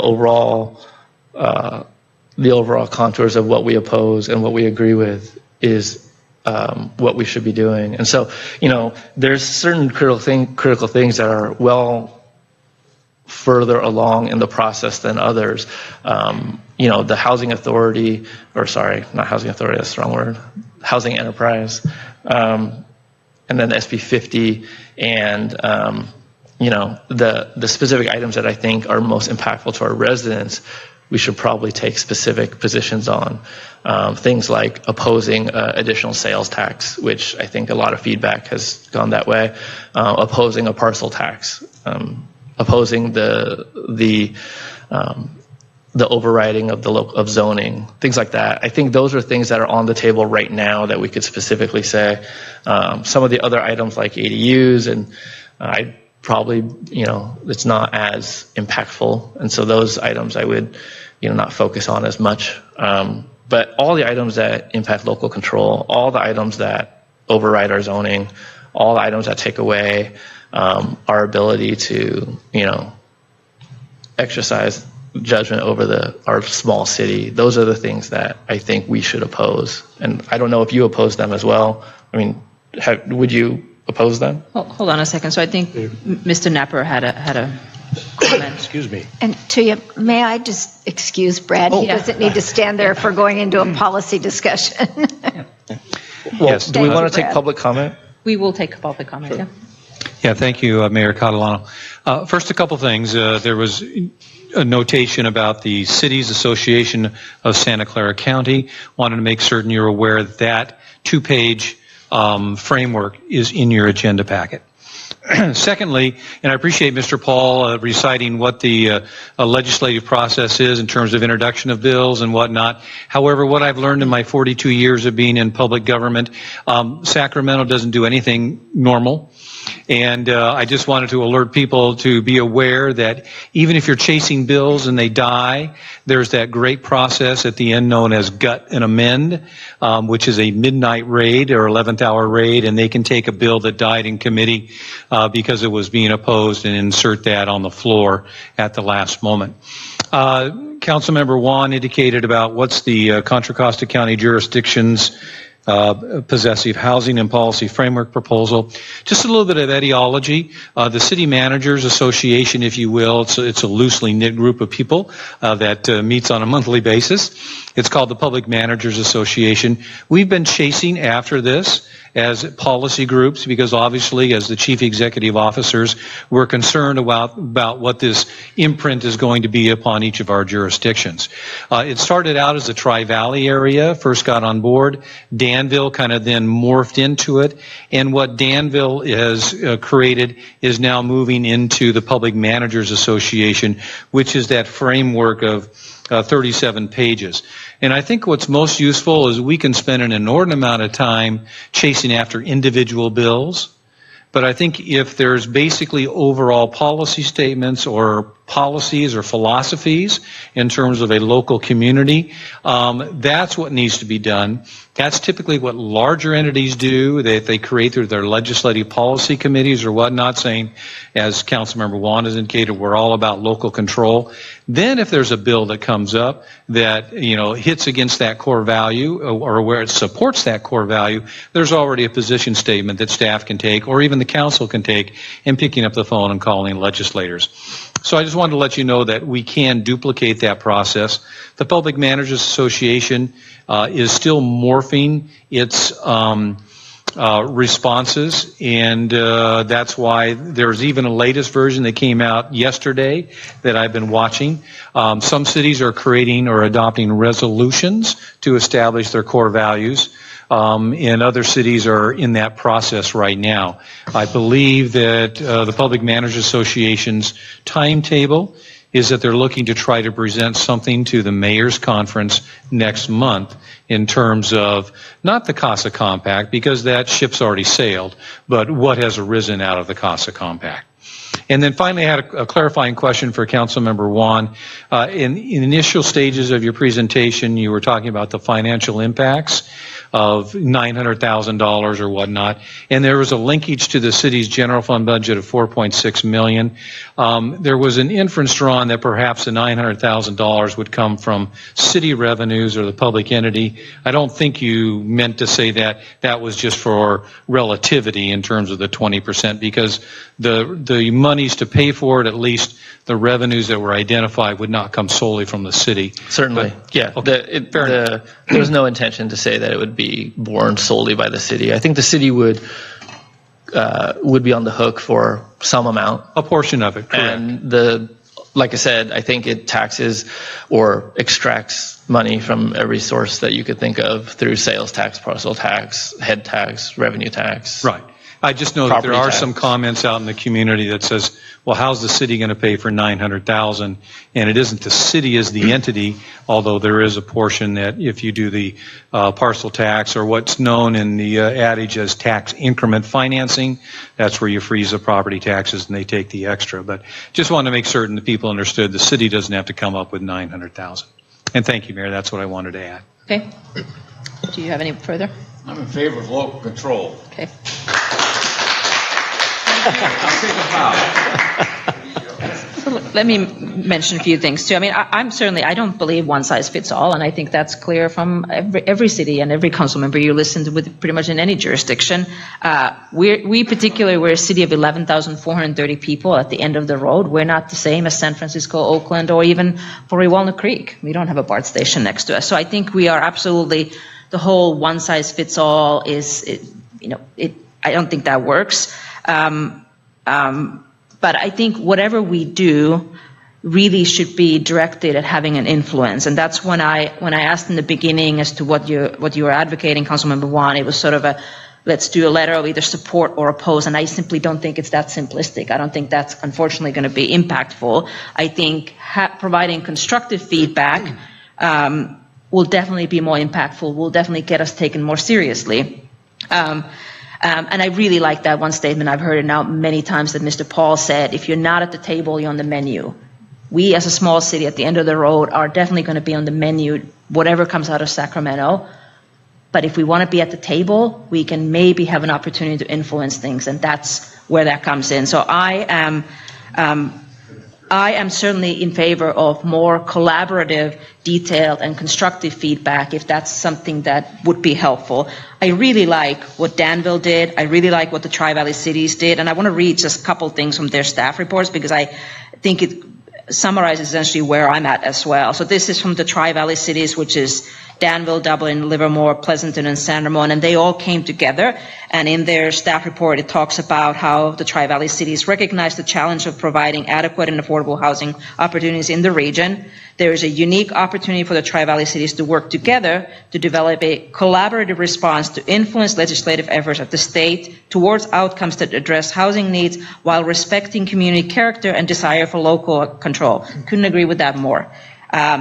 However, it continues, knowing that new housing bills are likely to be introduced by state legislators in 2019, and this was in February, and beyond, the Tri-Valley cities are collaborating to take a proactive and nuanced approach to advocacy and engagement. Each jurisdiction has its own perspectives on how to best meet their needs. And then kind of looking at what Danville did, they, I think they had a number of hearings on this, but they created essentially this chart that took each of the CASA elements, outline what the city of Danville's concerns and considerations were, outline what their recommended approach was, and even then highlighted the bills that they thought were related to that. And some of these are very reasonable. So, for example, on the rent cap and rent assistance and legal, free legal counsel, which are the elements 2 and 3, they said for Danville, I think the concern status is moderate, given that they have limited rental housing stock. We don't have a huge amount of rental stock either, so those are perhaps not our biggest concerns and are probably not going to impact Clayton the most.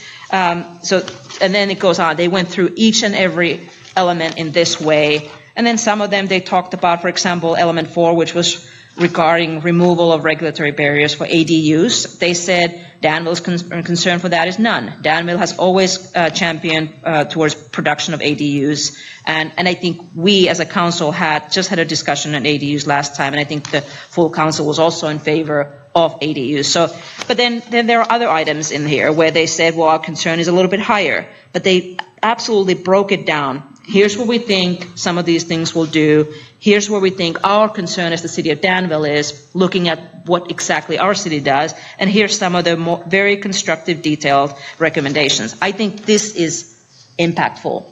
I don't think a letter that says yes or no is impactful, respectfully. I think this takes time.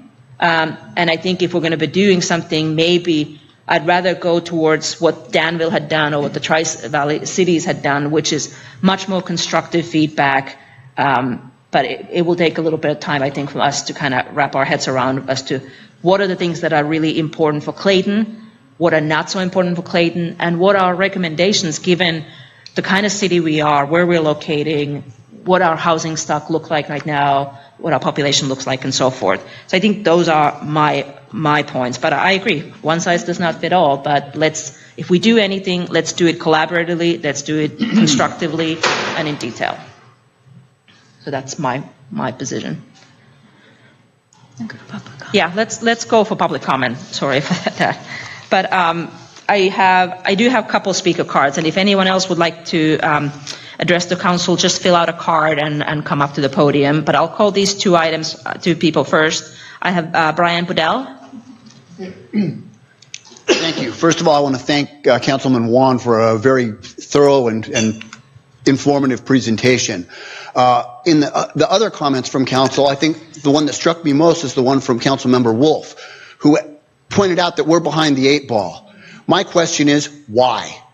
We have a vice mayor who is intimately involved with ABAG and MTC, yet we are now hearing about this now. Why?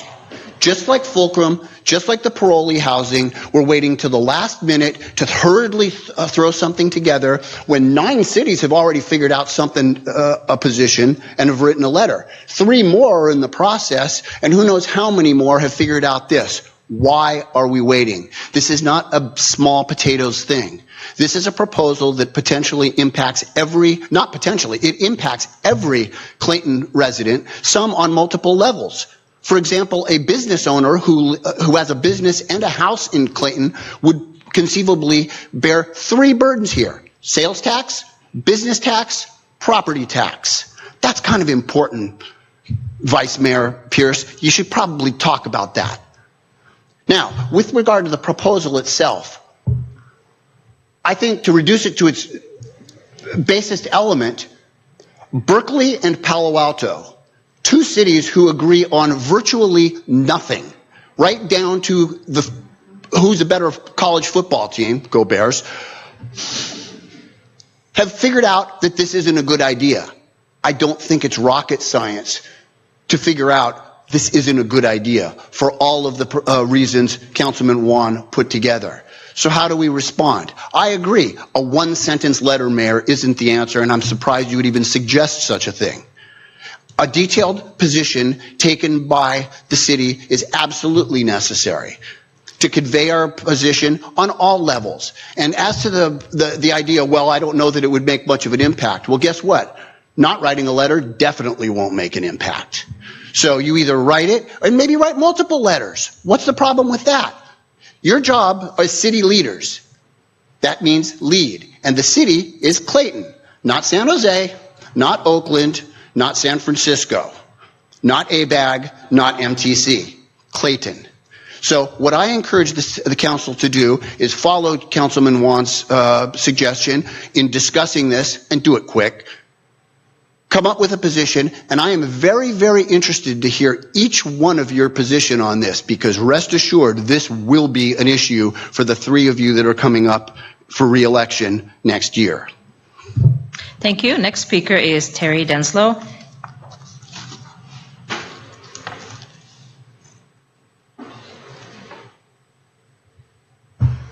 Thank you. First off, I share some of the sentiments that we have heard about concerns about why we haven't been talking about this, and that's one of the things that I'd like to get a little bit more of an understanding. Last weekend, when I was looking at the agenda and looking through all of the information, it was a little bit confusing. So I went online and I saw a lot of the same things that you've shared about the Tri-Valley cities, the work they've been doing, the letters that Danville and folks have put together, and I think those are really great ideas and they're really constructive. One of the things I do want to express a concern with, and I'm very bothered by this actually, there is you can go online, you can watch Councilmember Wan, you can watch the town hall that was had between La Miranda, where they brought Ken Kirky and Rebecca Long to clarify a lot of the questions. I watched in your presentation here, I counted 5 things that you said that were incorrect, and I only watched a 3-hour town hall, but the city council asked a lot of the same questions you did, and they clarified for them. And so the thing that I'm really concerned about is, as a council member, you may not like the people that you work with, but if you're going to educate the public and you're going to put together a presentation that you didn't share with the public before, which I question is even in violation of the Brown Act, but you're going to put together a presentation that you didn't share with the public before and didn't work with the rest of the council to come up with a cohesive response, then you're giving information to the public. Yes, we may already be late, and you're giving information to the public with errors. That concerns me a little bit, right? So one of the things I wanted to, encourage with the council, I would like to see that the neighborhood is getting more engaged in this. I don't think a lot of people are following this in the Bay Area in general, and I think there is some advocacy that we could do to reach out and help folks understand the importance that this is, and maybe you want to consider things like town halls. I know these other cities have been doing joint things. Maybe something, I'm just throwing out ideas with Walnut Creek or Concord or something like that, or get some of these folks, and thank you very much for coming and seeing us tonight and answering some of these questions, but in a more structured setting instead of kind of a one-off. But I do agree with some of the things they were saying that I would like to see us put a position together. I think a constructive position would be better to influence some of the legislation than a simple yes or no that was responded. I would really appreciate the information that comes from this council to have been vetted and factual. Thank you. Great, thank you. I would love to hear Hold- what you think is if there's a correction that needs to be made, I welcome it. Please send it to me. I'll update the deck before I publish it. But if there are things that are incorrect, then I welcome the correction. So I look forward to it. You said there's 5? There's 5 All that right. I can do off the top of my head without having studied it, but I'm sure that you can look it up as well, Jeff. But I'd be happy to help you with it if you need. Send me what you got, and I will incorporate it. Okay, I don't have any other speaker cards, but if anybody else would like to address the council, please come up and then please fill out a speaker card afterwards and just state your name Do you and want me to address. say my name now? Yes, please. Andrea Hecht. So first of all, I wanted to thank Councilmember Juan. I thought this was a very well thought out presentation, and it actually was published online, and I read it before the meeting and had the opportunity to look through some resources and found it to be fairly factual. But again, I'm not a lawyer, so I'm not sure. I just want to encourage the council to think, growing up, thinking about property rights and things like that, that to me is what matters the most. I've worked really hard my entire life to be a property owner, and I am very concerned about anything that would degrade my property rights. And I saw several things in here that really concerned me. And so I would actually really encourage the council to act quickly. Echoing Brian's thoughts, this seems to have been out there for a while, and we haven't acted on it yet. And this seems like the parolee housing thing, version 2.0. And I think we all heard how much the people of Clayton, that was really bothersome to us. So I would encourage you to act quickly and swiftly and to write whatever response it is that you determine is the best and most appropriate for the city. But please, let's not sit and wait and watch this pass us by. Thank you. Would you Thank please you. fill out a blue card and give it to the city clerk? Ms. Snow? Hi. I'm glad I'm getting to be known here. Allison Snow. I'm a resident of Clayton for 20 years now. I want to echo the educational program that Jeff offered to us. When Carl was kind enough to sit with me and have coffee, he talked about matters such as this as being his number one concern and his role in listening. And I bent his ear for 2 hours. So thank you for your gracious good company. What concerns me, though, is, and maybe I will address this to the legacy members of the council, this is getting to be a theme here. I may be blonde, but first it was the Fulcrum situation where a number of Clayton residents who didn't know each other, because I had a healthcare and long-term care background, called the Fulcrum people and said, no, and here's why. And then somebody else talked to the property developer and told them no. And then somebody had an uprising. We had to educate ourselves about city and policy issues. We were looking to you to take the lead on that. We don't need to be spoon-fed, although we appreciate it, but we do like to see that our representatives are educating us and not, thank you for coming, sir, 2 years after the fact. And you sit on the council. What the heck have you been doing with the information? It's not been shared with me. It's clearly not been shared with anyone else. With all due respect, ma'am, why are you going? You representing just your own interests? I don't think so. So transparency is the theme.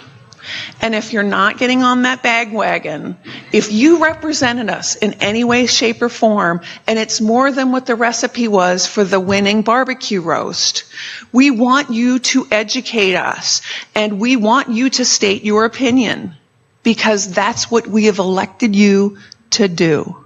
Thank you. Thank you. Anyone else who'd like to? Ms. Danaway? Ann Stanaway, 1553 Haviland Place, Clayton. I apologize for not getting here until late. I had another meeting, really important, that went long. So, anyway, my theme for this evening is this phrase that's being bandied around, local control. What's that in Clayton? I mean, you can't even control your fire apparatus access roads. Come on. I just don't understand. You guys need to be like Danville, proactive, and go ahead and enforce your ordinances as they stand right now. But obviously, the state is going to make us a more dense community, population-wise, or is going to try to. And with the increased density is increased public safety concerns, and do not allow those fire apparatus access roads to be blocked by inconsiderate people. Thank you. Thank you. Anyone else who would like to address the council? Seeing none, we'll close public comment and bring it back to the council. Vice Mayor Pierce. Yeah. Yes, I have been on ABAG for 9 years. I've been on the Regional Planning Committee of ABAG since 2004. Since I was elected to this position, I have advocated for local control. I continue to do that. Anyone who has attended any number of ABAG or MTC meetings will know that, and know that I have argued vociferously for those things. They will also know that while I served on the very first meeting of the CASA Compact, as I said earlier, that was the meeting where everyone introduced themselves, and that was just about the entire 2-hour meeting. I was not on the committee after that. I was replaced by the current president. So I did not have a vote there. I did not have feedback there. And in fact, most of ABAG and MTC didn't even get reports about what was going on there. So since there were only 5 meetings of the steering committee, things moved along pretty quickly. When we did get a report, it was the full compact that came to MTC and ABAG. And as I distributed to the council just a little bit ago, a copy of the actual motion. The actual motion on the compact from ABAG is a page long. And we spent probably 45 minutes putting that together one night to say that, and it went till about 1 o'clock in the morning, that the authorization for the president, not me, the current president, to sign the CASA Compact was subject to the following understandings: that the authorization did not constitute an approval of the compact itself.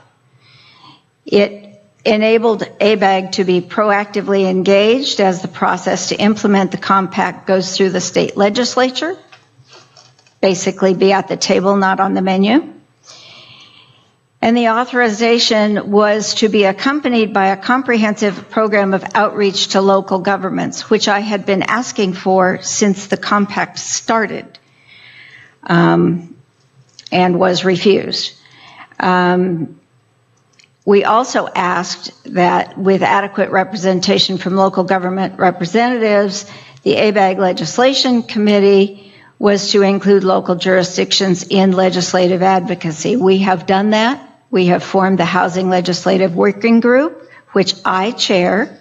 So I hear all of the comments from around the Bay Area, and they are, as Mr. Paul indicated, pretty much unanimous.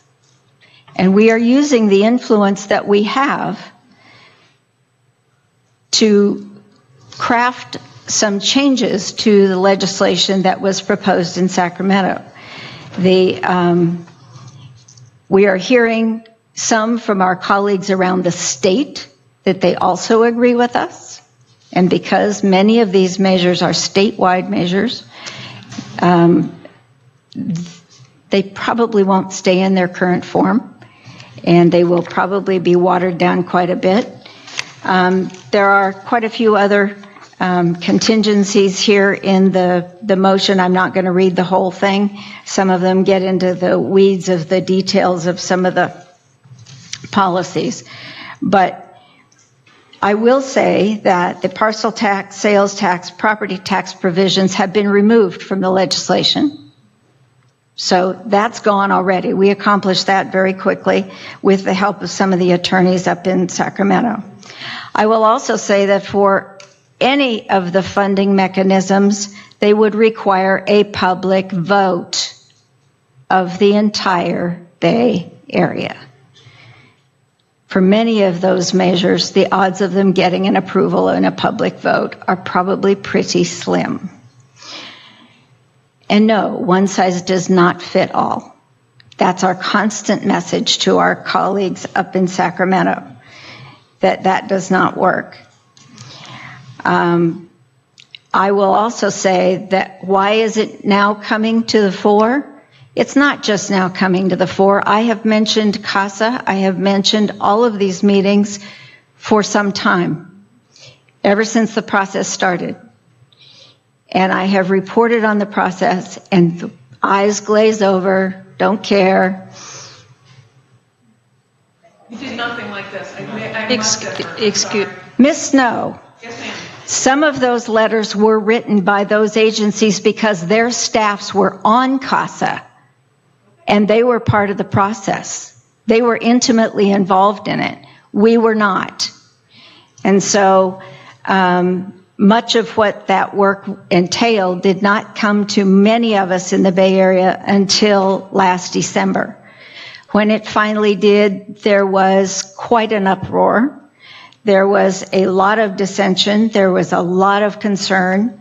And we demanded outreach to the local communities, which was, yes, after the fact, but at least we're getting it going. And the most important part is we're dealing with the legislation, because it's the legislation that's actually going to impact us here on the local level.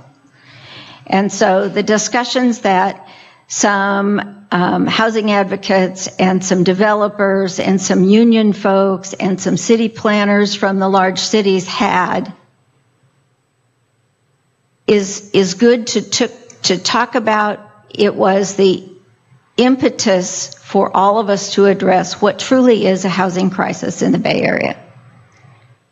And I don't know about you, but I really care about whether our seniors and our kids and our grandkids can afford to live in the town where they've spent their formative years or where they've raised their families. And right now we have a lot of people in our community who are going to be leaving because they can't afford to stay here. There are families who own their homes for years and years and years, and in retirement they can't afford to stay in California anymore because they can't afford the taxes. They can't afford a lot of other things.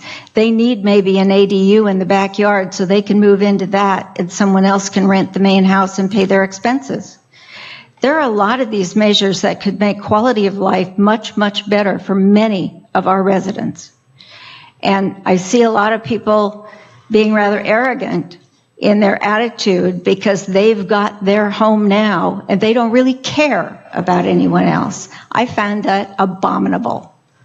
Frankly, we need to think of all of our community members and make sure that every single one of them have a place to live that is affordable and give them that opportunity. And I think we need to do everything we can to make that happen in the Bay Area. And so I am working very hard to make sure that as these measures go forward, that one size does not fit all, and that we respect local control, and that we allow different sized communities to respond to these needs in ways that best fit them. And seeing as the audience is not really listening, I'm going to conclude my remarks right there. Okay. Other comments? All right, I have some follow-up comments just on some things that you said. So I mean, it's clear, I think, from Mr. Paul that we can influence legislation if we do it in an effective way. We already have. So I think that's important. I mean, one of the questions that you had earlier was what do we think we can do? And I think we all agree that we have the ability to influence with whatever, the small constituency that we have here. So I guess,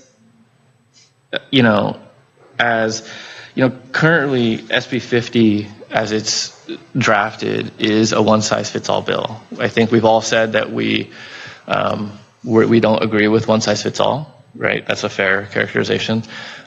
So would you say that you oppose SB 50 in its current form? I've gotten reached out from various advocacy groups asking me to sign on as an endorsement. They have like their nice little letter that lists all the people that have said yes. They don't list any people that have said no. So I guess I'm assuming that you guys got the same communication. Did you respond affirmatively that you would endorse it? No. I didn't. I told them to pound sand, but I'm opposed, and it's currently a one-size-fits-all bill. So I think if we are, collectively against one-size-fits-all, then I think it logically follows that we'd be against the bill in its current form.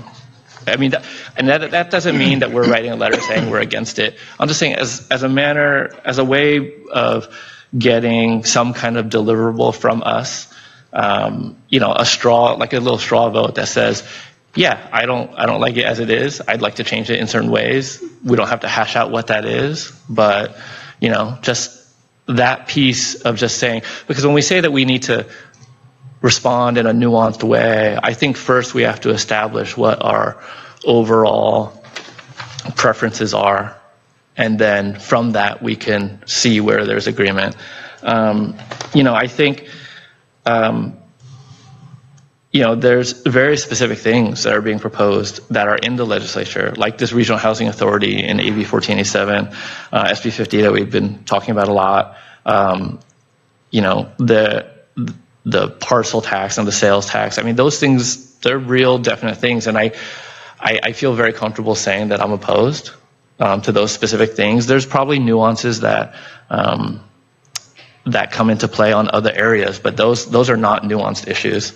And then, we say that not providing housing to everyone in the neighborhood they grew up. I think, that's unfortunate.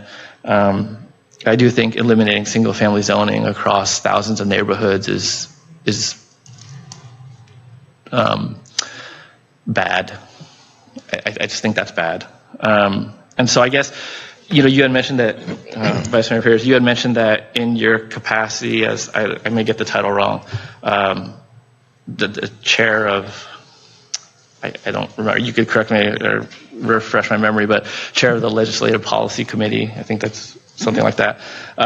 So when you're on this chair, I know that you share information about the meetings that you've attended and whatnot, but when you're on this chair, I'm not clear, are you representing the city of Clayton?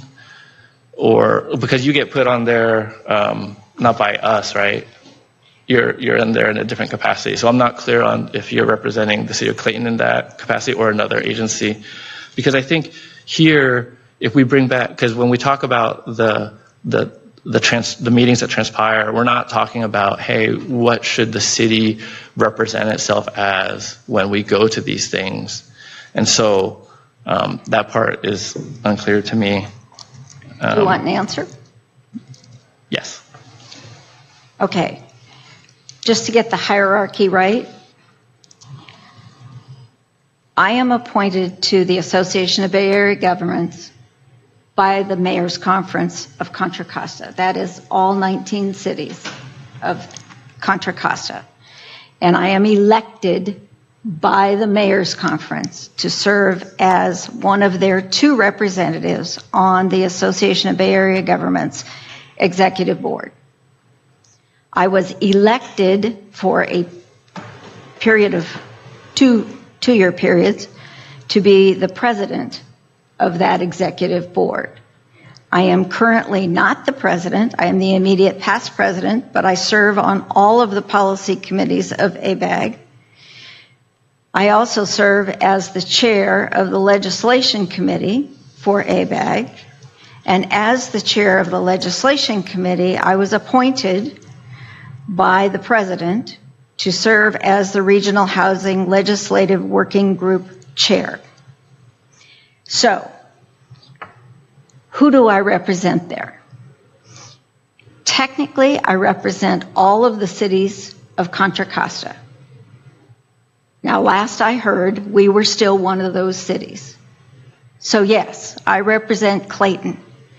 When I go to ABAG, I represent all of the cities like Clayton. I represent every city in Contra Costa County. And I can tell you, it doesn't matter whether we're big or small, almost all of our cities have similar concerns. And in my capacity as chair of this Regional Housing Working Group, I am there to chair the meeting and gather the information from all of the cities and all of the counties in the Bay Area. And what I'm hearing is, as Mr. Paul represented, overwhelmingly local control. One size does not fit all. Yes, we have concerns about the taxes and the revenue generating resources. All of those things are there. I agree with all of those. They're concerns that we all have. And just to Mr. Bedell's comment, if I can interrupt him for a second, I will tell him that the tax measures do not apply to small businesses, not unless you have at least 5,000 or so employees for most of them. They're really for big businesses. They're not for mom and pops at all. So don't worry. Safeway? Safeway as a big company, sure. And it's in Clayton, right? Well, it would not apply just to the Clayton, but I'm not going to interact on that. But it would apply to the company overall. It would not apply to individual stores. So, but it would apply to the Apples. It would apply to Kaiser. It would apply to all kinds of companies, but mostly large companies. There is a definite thought about what that threshold should be, and it's actually changed a couple of times in the legislation, so we don't know where that's going to wind up, but we're advocating for larger businesses so that it does not hurt local businesses and small business. When are we going to share this with us?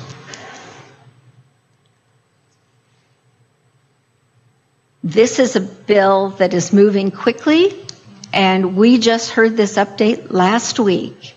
And we were not talking about specific bills here. So if I were to share every little piece of information about every piece of legislation that I hear about, we'd be here all night.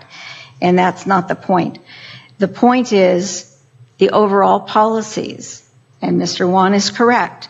We should be expressing our opinions on overall policies. I hear those from my colleagues all the time. I hear them from you every meeting. And I share those concerns at the meetings that I attend on your behalf.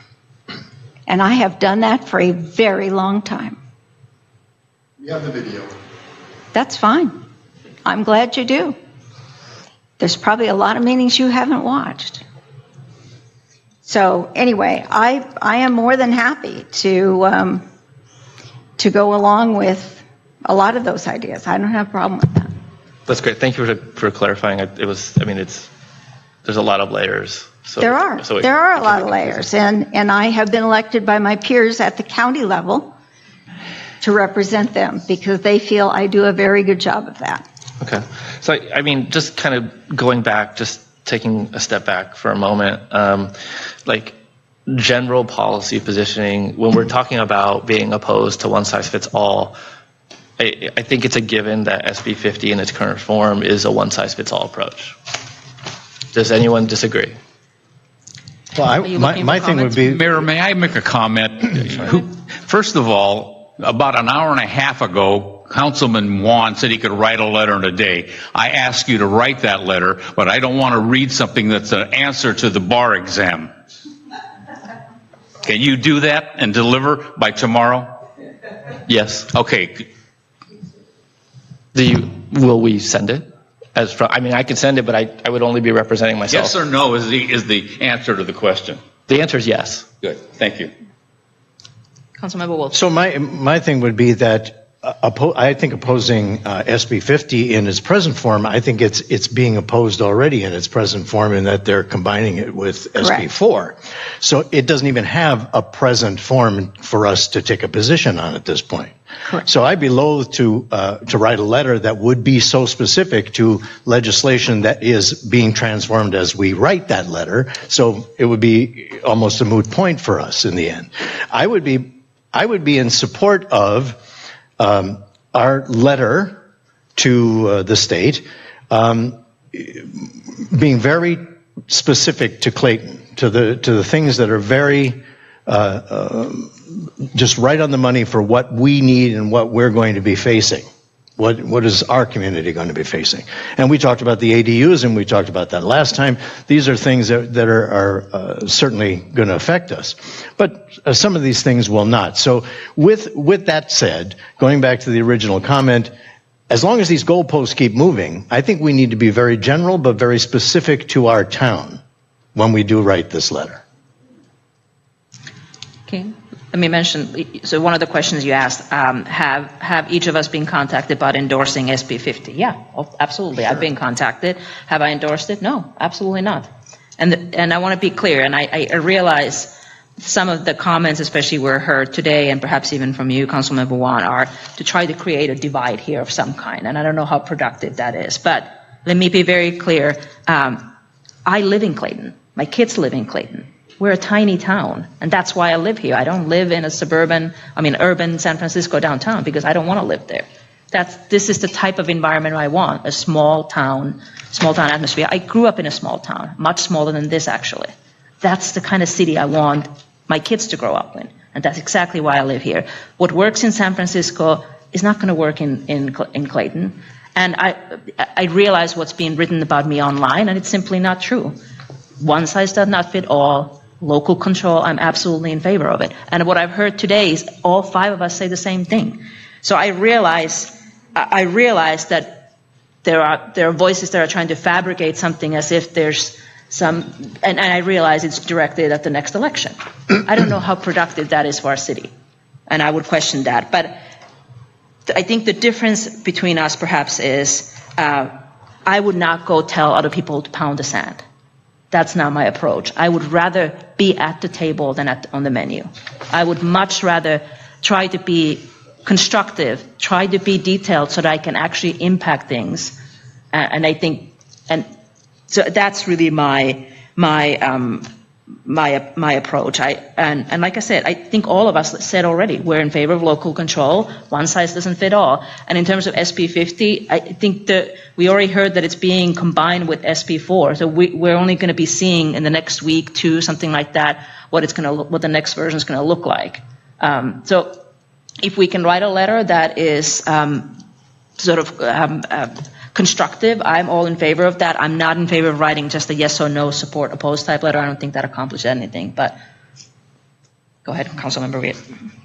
Yeah, on the SB 50 question, I actually have had personal conversations with Senator Wiener about some of his provisions. I suggested very strongly that he remove all bus routes that are not bus rapid transit routes from the measure. Because of the fluctuations in public transit money, the timing on routes can change, the routing of routes can change. I suggested to him that was something that was important, was to remove those kinds of routes where they were subject to that, so we don't put something in a certain place with people expecting transit to be available when it might get moved or cut. And he was not receptive to that argument. The height limits were changed largely because he had a conversation with one of my colleagues, Newell Arnrich from the city of Danville, who is an architect. And Newell spent about 3 hours with him explaining as an architect, what the constraints are to building some of the heights that he was prescribing for next to transit, and why they won't pencil. And so Newell sat down and talked with him for some time, and 3 days later, the height limits got removed from the legislation. So yes, some of us who know some of these legislators personally have been able to sit down and start to influence some of the aspects of these bills. No, I'm still not in favor of the bill the way it's written, but it's getting better through those interactions that we've been having with him and through the interactions he's having with other people in the state. And so I feel very strongly I am not going to take any position on that while we're still working constructively to make it better. Do I support it as it's done now? No, I absolutely do not. But I'm not going to tell him to pound sand. I'm going to tell him how he can make the bill better. And if we can modify things so that it is something that we can accept, then maybe I'll support it. Not until. So I think we have a much better chance at getting what we need out of any of this legislation if we can sit down one-on-one and talk to our representatives in Sacramento. They will respect us a whole lot more for that than for just saying no. And I'd want to add to that, that is exactly the type of advocacy that can actually be impactful. Trying to help our legislators, trying to help those people in Sacramento who are proposing these bills to understand that it's not every city is the same. We all have different circumstances, whatever it is. So I think that is helpful. And even at for my work reasons, I work with a lot of developers, I work with a lot of housing advocates, but even in those conversations, I often point out, and by the way, if, for example, SB 50 comes up, and I recognize, by the way, there are different perspectives on this. Just whatever works in San Francisco does not work in smaller cities. And I'd absolutely point that out, although I'm not doing it as a representative of Clayton, but I'm doing it because I have a perspective coming in from this small town. And I point that out. By the way, it would be helpful for some of you also to take a look at this holistically as a whole state. There are different circumstances. So. Well, you mentioned that this seems like something to divide us. I disagree. I think it's important for us to voice what our sentiment is on each of these things. They're important to the community. It's going to affect the larger community, and I think we owe it to the people that have elected us to share what our thoughts are, and to the extent that we can influence, I think it's great, and that's wonderful. I'm interested in knowing what efforts that have been done thus far in the run up to this. I'm relatively new, so I've met with some of the representatives just as a meet and greet, but beyond that, if you're having these conversations and you would share what has transpired meeting with Senator Wiener, I think that would be really helpful just for people to understand what is actually happening. And that's really the goal. It's not to divide us, but it's to, if for my druthers, I'd like us to be unified. I want us to all say the same thing. I'm just trying to convince you my ways to say what I want to say. To the extent that I can do that, that's great. And we're not going to agree on everything, and that's fine too. But I don't think that disagreement is divisive. I think it's helpful to see that different perspective. And so, I want to continue to share that, and I would hope that you would too. If you have the ability to influence this legislation, let's do that. And I did not say that having differences of opinion is divisive. I said that I think there's an effort to try to divide us, when all of us, in fact, are saying local control is good. All of us are saying one size does not fit all. So let's not try to create a divide into that when it doesn't exist. But what I want to say, when I want to give a suggestion, and I want to give this very sincerely and genuinely, is one of the things that is very helpful, that I found very helpful. We have a couple regional monthly or quarterly groups that meet, that all 5 of us are part of, that are helpful in understanding where other cities, other council members in very similar cities are, how they're feeling about this. That's the mayor's conference that takes place once a month. Extremely helpful to have conversations with our peers in Danville, Moraga, all these other cities. That's one option. East Bay League of Cities. I know a number of council members attend those, but that's another venue that is extremely helpful to start hearing what our peers are saying, because you'll start understanding that they have exactly the same concerns we do. And it's through those, a lot of those events are attended by our state senators and assembly members, and absolutely you can have conversations with them. So absolutely we can have an impact on some of these things, and we can have conversations, and we can make our legislators understand what's unique to Clayton. Okay, so I think, are you now of the opinion that we do have the ability to influence, and this is something that we should be doing? I said all along that we have ability to influence, but it's not going to be by telling other people to pound sand. And it's not going to be telling by doing a yes or no letter. It would take constructive feedback, and you can do that constructive feedback in a number of ways. We could certainly do what Danville had done, which I think is a pretty labor-intensive effort. We can do that same by contacting our legislators. There's a number of ways in which we can do this, by being involved, both in our cities, both within our county, and so forth.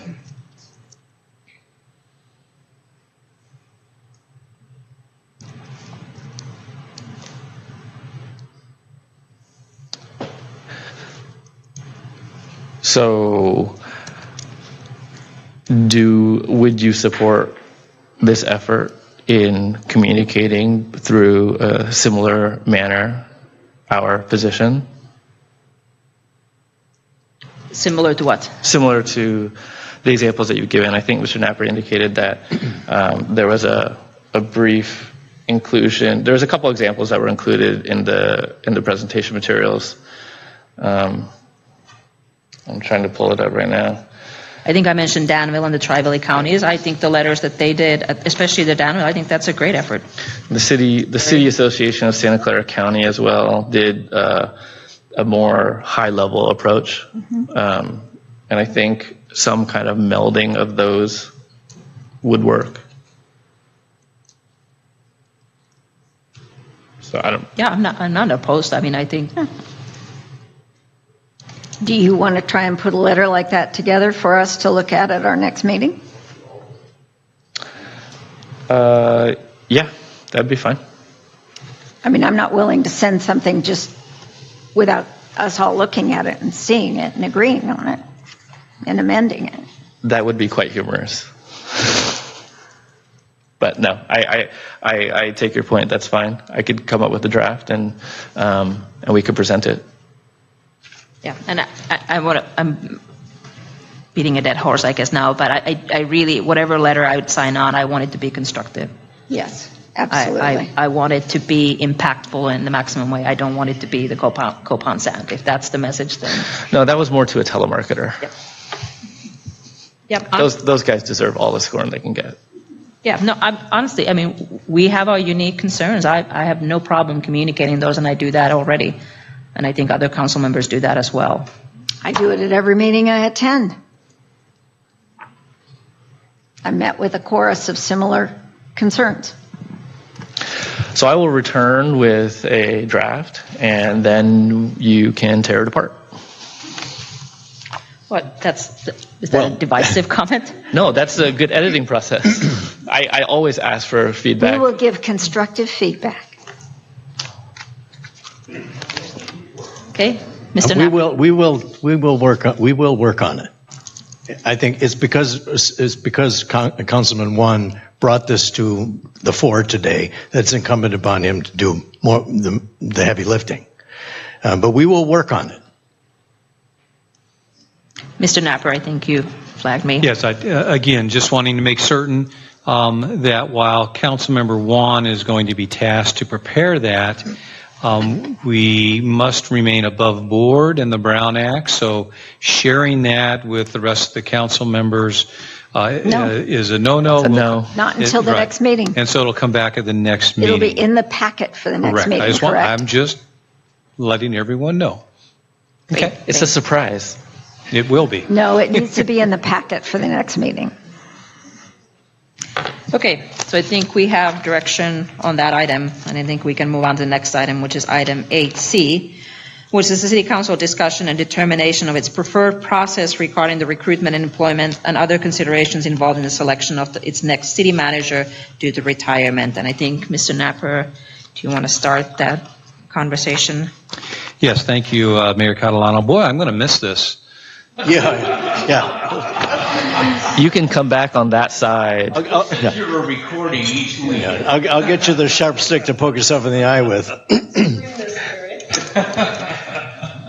As noted in the agenda packet at your last meeting, I indicated that it's time for me to retire. And that leaves the City Council with an opportune time to select your next city manager. Not many city councils actually get to do that, so that's a great journey for you. There's a number of processes that can be engaged. Number one, to do that, there necessarily should be an advertisement. Obviously, I think you're interested in providing the best person for the position. That can be handled what I call in-house through our Human Resources Office. We do that typically with department heads or management personnel. We're doing that right now with our Community Development Director position, and we'll be starting to do that with a finance manager position. That process, however, just to let you know, is somewhat unusual because in larger cities they actually engage what's called executive search firms, even for management personnel, in order to attract the best qualified individuals.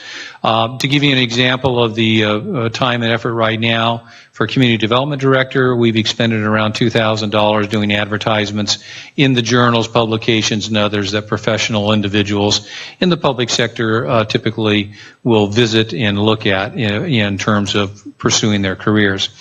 The second option, particularly for city managers, I've included that in the agenda packet. There's often the retention of what's called an executive search firm, often known also as headhunters. There are certain executive search firms that specialize in public sector. And I've indicated recently, and there's been some turnover in city managers in the county, and there are a number of firms, usually around 3 to 5, however, are the specialty ones. And of course, I'm familiar with those individuals.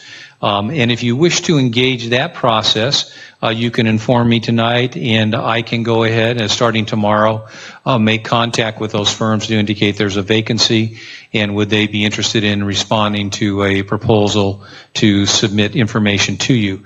Those executive search firms, to give you an idea, they cost right now, prevailing market, around $26,000. Sometimes that includes expenses. What are expenses? Travel expenses, lodging expenses if the designee comes to Clayton and, they can't stay in Clayton unless it's an Airbnb. So they need to go to a nearby facility for lodging purposes. They also offer different venues or options. Some include professional interview panels in addition to the City Council. The City Council ultimately will always will be involved in interviewing the candidates. They typically vet the applicants, the candidates, and then they'll give you a slate of individuals. Let's say there's 30 people that apply. They'll give you a tier 1, tier 2, tier 3, but they will ultimately let you decide. That's done in closed session. It's not part of the public process. One of the advantages to having an executive search company handle it is that in many individuals, whether they are in transition in terms of city manager positions, a lot of times, or even if there's a seated city manager and merely looking at the possibility, they like to talk with the executive search firm consultant that's handling it to kind of get a flavor of a background. So before the literature goes out, the City Council would have interviews with the executive search company. You can choose the executive search company in addition to making that decision. Then typically they'll interview you and get ideas on what are the characteristics, what are the traits what are the things that you're looking for in your next city manager. The other option is, of course, in larger cities, but you certainly have that option here. You can merely hire from within. That's an option for you to consider as well. Quite often when a city goes through this process for its chief executive officer, because the process needs to move quickly and the consultants with the executive search firms need to have individuals to contact, there's what I call a recruitment steering committee that's established. That way that executive search company, if you're headed in that direction, works with the individuals. That does not exclude people. It merely keeps the process moving in terms of what occurs. The other advantage to an executive search firm is once you have vetted the individual, selected your finalists or whatnot, they will actually, unless you wish to do it yourself, they will actually assist you in the negotiation process, culminating in an employment agreement, of which I have as well.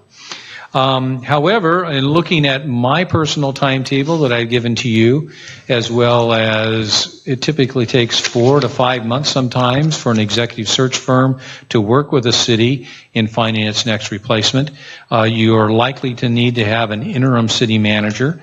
That can once again be done internally, or it can be done externally. We can find an individual that'd be willing to do that. They are out there, like Mr. Woltering, who wishes to, as an example, wishes to, he could be interested, but he could not be in full-time employment. But what they do is they'll come in and help in the transition process during that time period. Usually, most often, as your city manager, although I'm a resource to you and I know an awful lot of people in California, I know where they are, I know who they are, I know all the executive search firms and their headhunters. It actually is your decision, it's not my decision. And sometimes managers, and I'll share with you, are somewhat uncomfortable being involved in that process. I think your decision for your next city manager is one that rests with you and not with me. However, those are a variety of things that we're looking for from direction here tonight in terms of how you wish to accomplish the transition. That's it, Mayor. Great, thank you. Comments, Vice Mayor Pierce? Yes, I would certainly prefer that we get a professional recruiter, send out an RFP to some of the top firms. There are a small handful actually, of folks who specialize in city management particularly. One of them I know of is Pam Derby with CPS HR out of Sacramento. Very, very good. Worked with her when we hired our brand new MTC executive director. And that was an incredibly swift process. We actually did it in just a little over 3 months. Did a very extensive search. It was actually an international search. This does not need to be quite that broad. In fact, probably staying within California is good because cities in California have different rules than any other state, but that doesn't mean that somebody else couldn't learn. Or maybe somebody comes back that was in California before, who knows. So I would think that that would be very helpful. They might also be able to help us find an interim. And I know there are a couple of other firms, not off the top of my head, but who are very good. I know that the recruiter that we used when we hired Gary 17 and a half years ago is retired, I believe. So Norm's not going to be around to help us anymore. But that was very helpful as well. So anyway, we'll go from there. But that would be my preference. Okay, Councilmember Wolf, I think. Well, go ahead, Councilmember Diaz. I'm open to either a firm, and I know we get a list of them in that monthly or weekly publication from the League of California Cities. There's probably 3 or 4 good search firms, because you always see the advertisements in the back for ones that they're looking for and ones where they've placed. So I'm open to that. I'm also open to the fact we may use, just as you said, sending out a bulletin from City Hall. But when we finally get down to that, and I'm just putting this in right now just for get it on record, once we get down to that last group where we're probably looking at 3 to so applicants, I believe we ought to have a subcommittee of the public be a part of that. I know when I participated when I was on the planning commission to select Pete Peterson as the chief of police, we had the professionals, we had the city appointed people, and we had a public contingent, which were a group of public leaders who actually sat and interviewed and were part of the ultimate decision process, which in this case, as Mr. Napper has pointed out, resides within the city council. Thank you. Great. Councilmember Wolf? Yeah, I'm thinking LinkedIn. No? A question I have, I guess, is do we need to take bids from headhunters? Or Yes. We do. Okay, that's it. Okay. So I would certainly be in favor. I think that the city manager position is an important position in our city, so I would certainly be in favor of an executive search firm as well. And I would definitely move forward on the RFPs so we can at least have some of those quotes and decide which one to go with. I agree with Councilmember Diaz about I think that's actually a good idea to also have an interview panel. I also participate in some of those, including the one for the current police chief. So I think that can be helpful in providing additional feedback to the council in terms of different perspectives, if that's something that's available. Well, it is.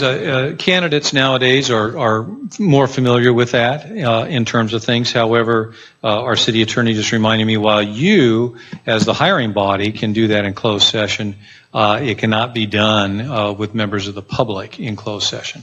So that, in some ways, while sunshine laws are notwithstanding, that could limit some people wanting to participate, but those are all considerations. And why would they do that? They may be a seated city manager someplace else and not have informed their legislative body that they're looking. So those types of factors. But we can work that out down the road. And just let you know, if you want to go to the executive search firm, I'm not going to spend time drafting up an RFP. I'm going to pick up the phone and call, the 3 or 4 that I'm aware of that would be suitable for smaller city type things, and they know immediately what to do once they get that phone call. Okay, that's great. And like I said, if we can do what Councilmember Diaz suggested, if there's a way to incorporate that type of thing, I think that would be helpful.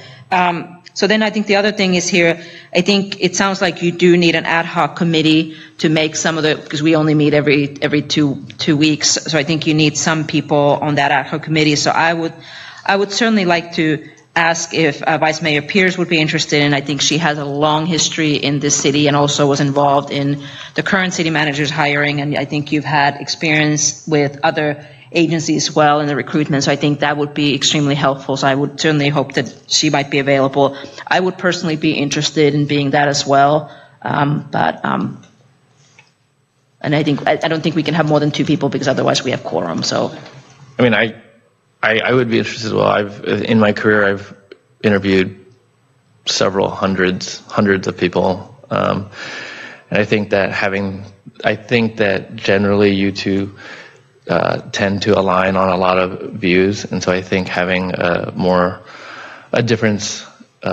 newer perspective, I think, would be helpful. I don't know if I agree with that statement right there. But I mean, that's I fine. Know, based on what you're saying, but anyway, so how do we move forward? I guess I think we agree on the executive search firm. I think it's great if you can connect with some of those firms and get some quotes. I think that's all in agreement. So I think we just need an ad hoc committee. The one aspect that we didn't address is the interim, any interim need, given timelines. I think it's realistic that we'd probably need an interim, and so we should probably figure that out as well. I would suggest that the recruiters frequently are aware of retired city managers who serve as what we call range riders, to serve on an interim basis for a short period of time. There are a fair number of them around that are still doing that, and I think we could probably get somebody to fill in without too much trouble. There are resources. I mean, again, it's just a phone call to pick up and say, hey, are people interested in doing that, and typically there are individuals that would be interested if that's where you're headed. What about That's what I'd prefer. What about our assistant city manager? I think it's always a potential. Who is that anyway? And I'm going to be delicate here. I think for short periods of time, I think that's great, but for an interim period? any longer period of time, I think it's a concern. While the city manager's on vacation or something like that, that's fine. But our assistant city manager has her hands very full right now. No, she does. And I want to be careful to not overfill them. I will put you all at ease. She's taking her name off. Professionally, I believe with our organization and the vacancies we have right now, you're better off to seek services in the interim from an outside person that can help juggle all the balls. My plate's very full with some mandates that we have to abide by in Clayton with our recycling programs and our solid waste and stormwater program filings that are coming up. So yes, my plate is very full right now. So having somebody step in to help juggle the balls in the temporary period of time would be, I think, appreciated by the organization. And especially since Laura is the historic knowledge going forward. Okay, with all these positions to be filled, I think it would be great to have some professional folks in those jobs so they can just ask her questions if they need to, but they can do the work. And I'll just put a plug.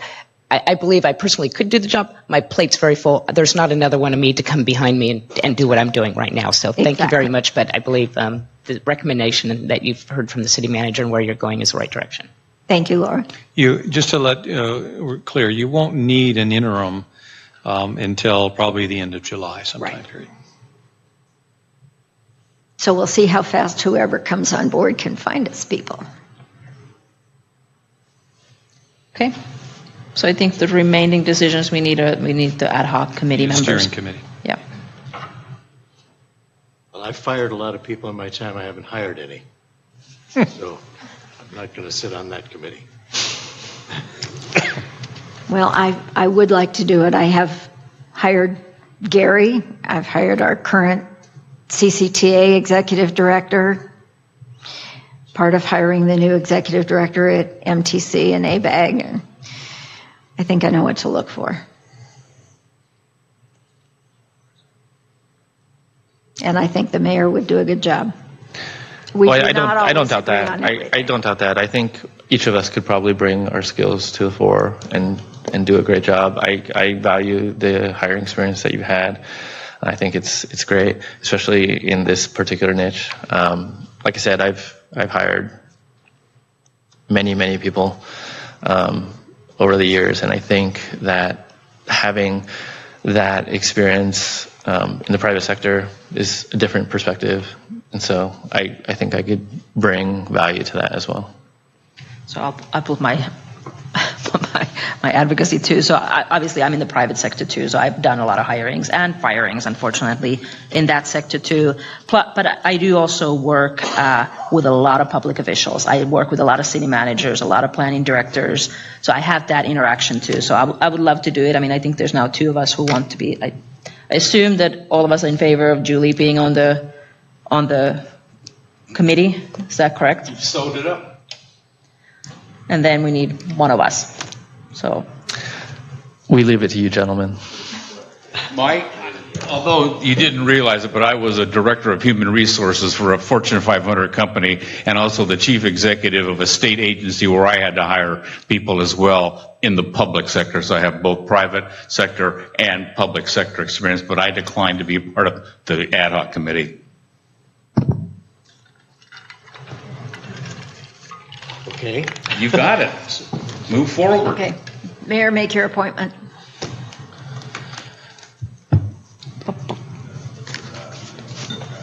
I think the establishment of an ad hoc committee requires a motion.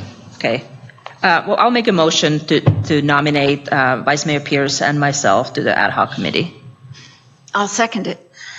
All those in favor, please say aye. Aye. Aye. Aye. Abstain. Well, I guess I'm opposed, but. So I think that passes 3-1 then. 3-1 with one abstention. 3-1-1, yeah. Okay, So I think that then takes us to item number 9. Are there any council items, requests for future meetings? I have 3. Councilmember Diaz, please. Okay, the first one, first of all, we're in a new age of technology. We have laptops, we have smartphones, we have streaming. And I did some discussions with our city attorney's office on this matter, and I believe that this city council needs to examine and develop a proposal on how we receive information during council meetings from either in the room or outside from unknown parties. And that in the manner of being sunshine and open air, we need to identify who is communicating with each of us. The only one that's ever communicated with me in all the 6 years that I've been on the city council is my wife. She says, don't forget to pick up this at the market. That's the only one I can honestly say I've gotten. I can't say that for the rest of my compatriots, but I think we need to develop a policy because I have a feeling that somehow questions are being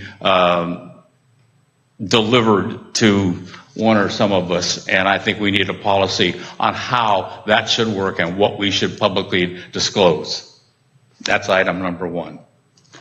Item number 2, I submitted to the city my proposal for the next 2019 Clayton Car Classic Series show, which was posed to start on June 12th. That's in process, so I look for that to be on an item in the future. Don't care when, just so long as we have it. It was on tonight's agenda. The consent calendar. It is? We already approved it. I didn't see it. I missed it. It was a long consent calendar, I understand. Oh, it was? Yeah. Oh, okay. Shows you what I read and what don't read. All right. Number 3 item then. Well, if that's the case, then do I pat myself on the back? Oh, good. Thank you. All right. Number 3 item, now 2A.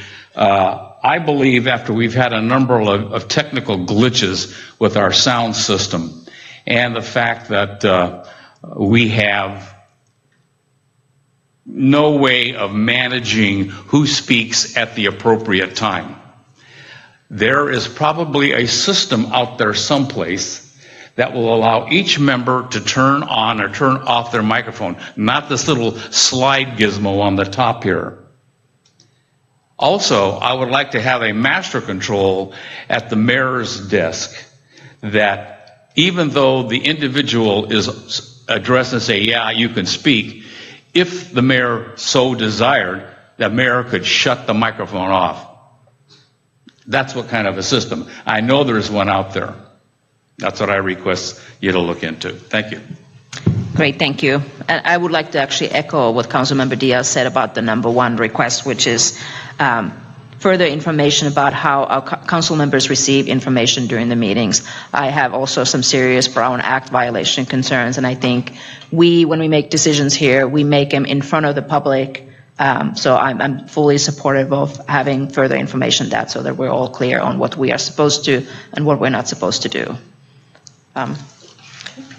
Any other comments or items, requests? Would that policy then just be for for us, or would this also extend to the Planning Commission? It should. It should, because it's the Brown Act. Thank you. It's already there, but I think we just want to make sure that we understand what the rules are. City Attorney. Make sure I understand. When you mention the Brown Act, that would be communications amongst the council as opposed to communications with members of the public? No, I think the concern is about communications from the public or with the public during our meetings that are not individual open. Members, exactly. That are not open and transparent. To the rest Whether they are here present or externally watching on a streaming basis. Okay, thank you. Because I think when you and I discussed this, I think, for example, the city of Lafayette purchased laptops for all of their city council members, and as a result of that, they decided to have a policy on just exactly how they communicate and with whom. And I think also there was one of the LAFCO agencies that ran into the same issue. So this is not unique to Clayton. That's correct. Great. Any other items? Okay. So then we move on to closed session. We have none, which means we're adjourned to our next meeting on May 7th. Thank you.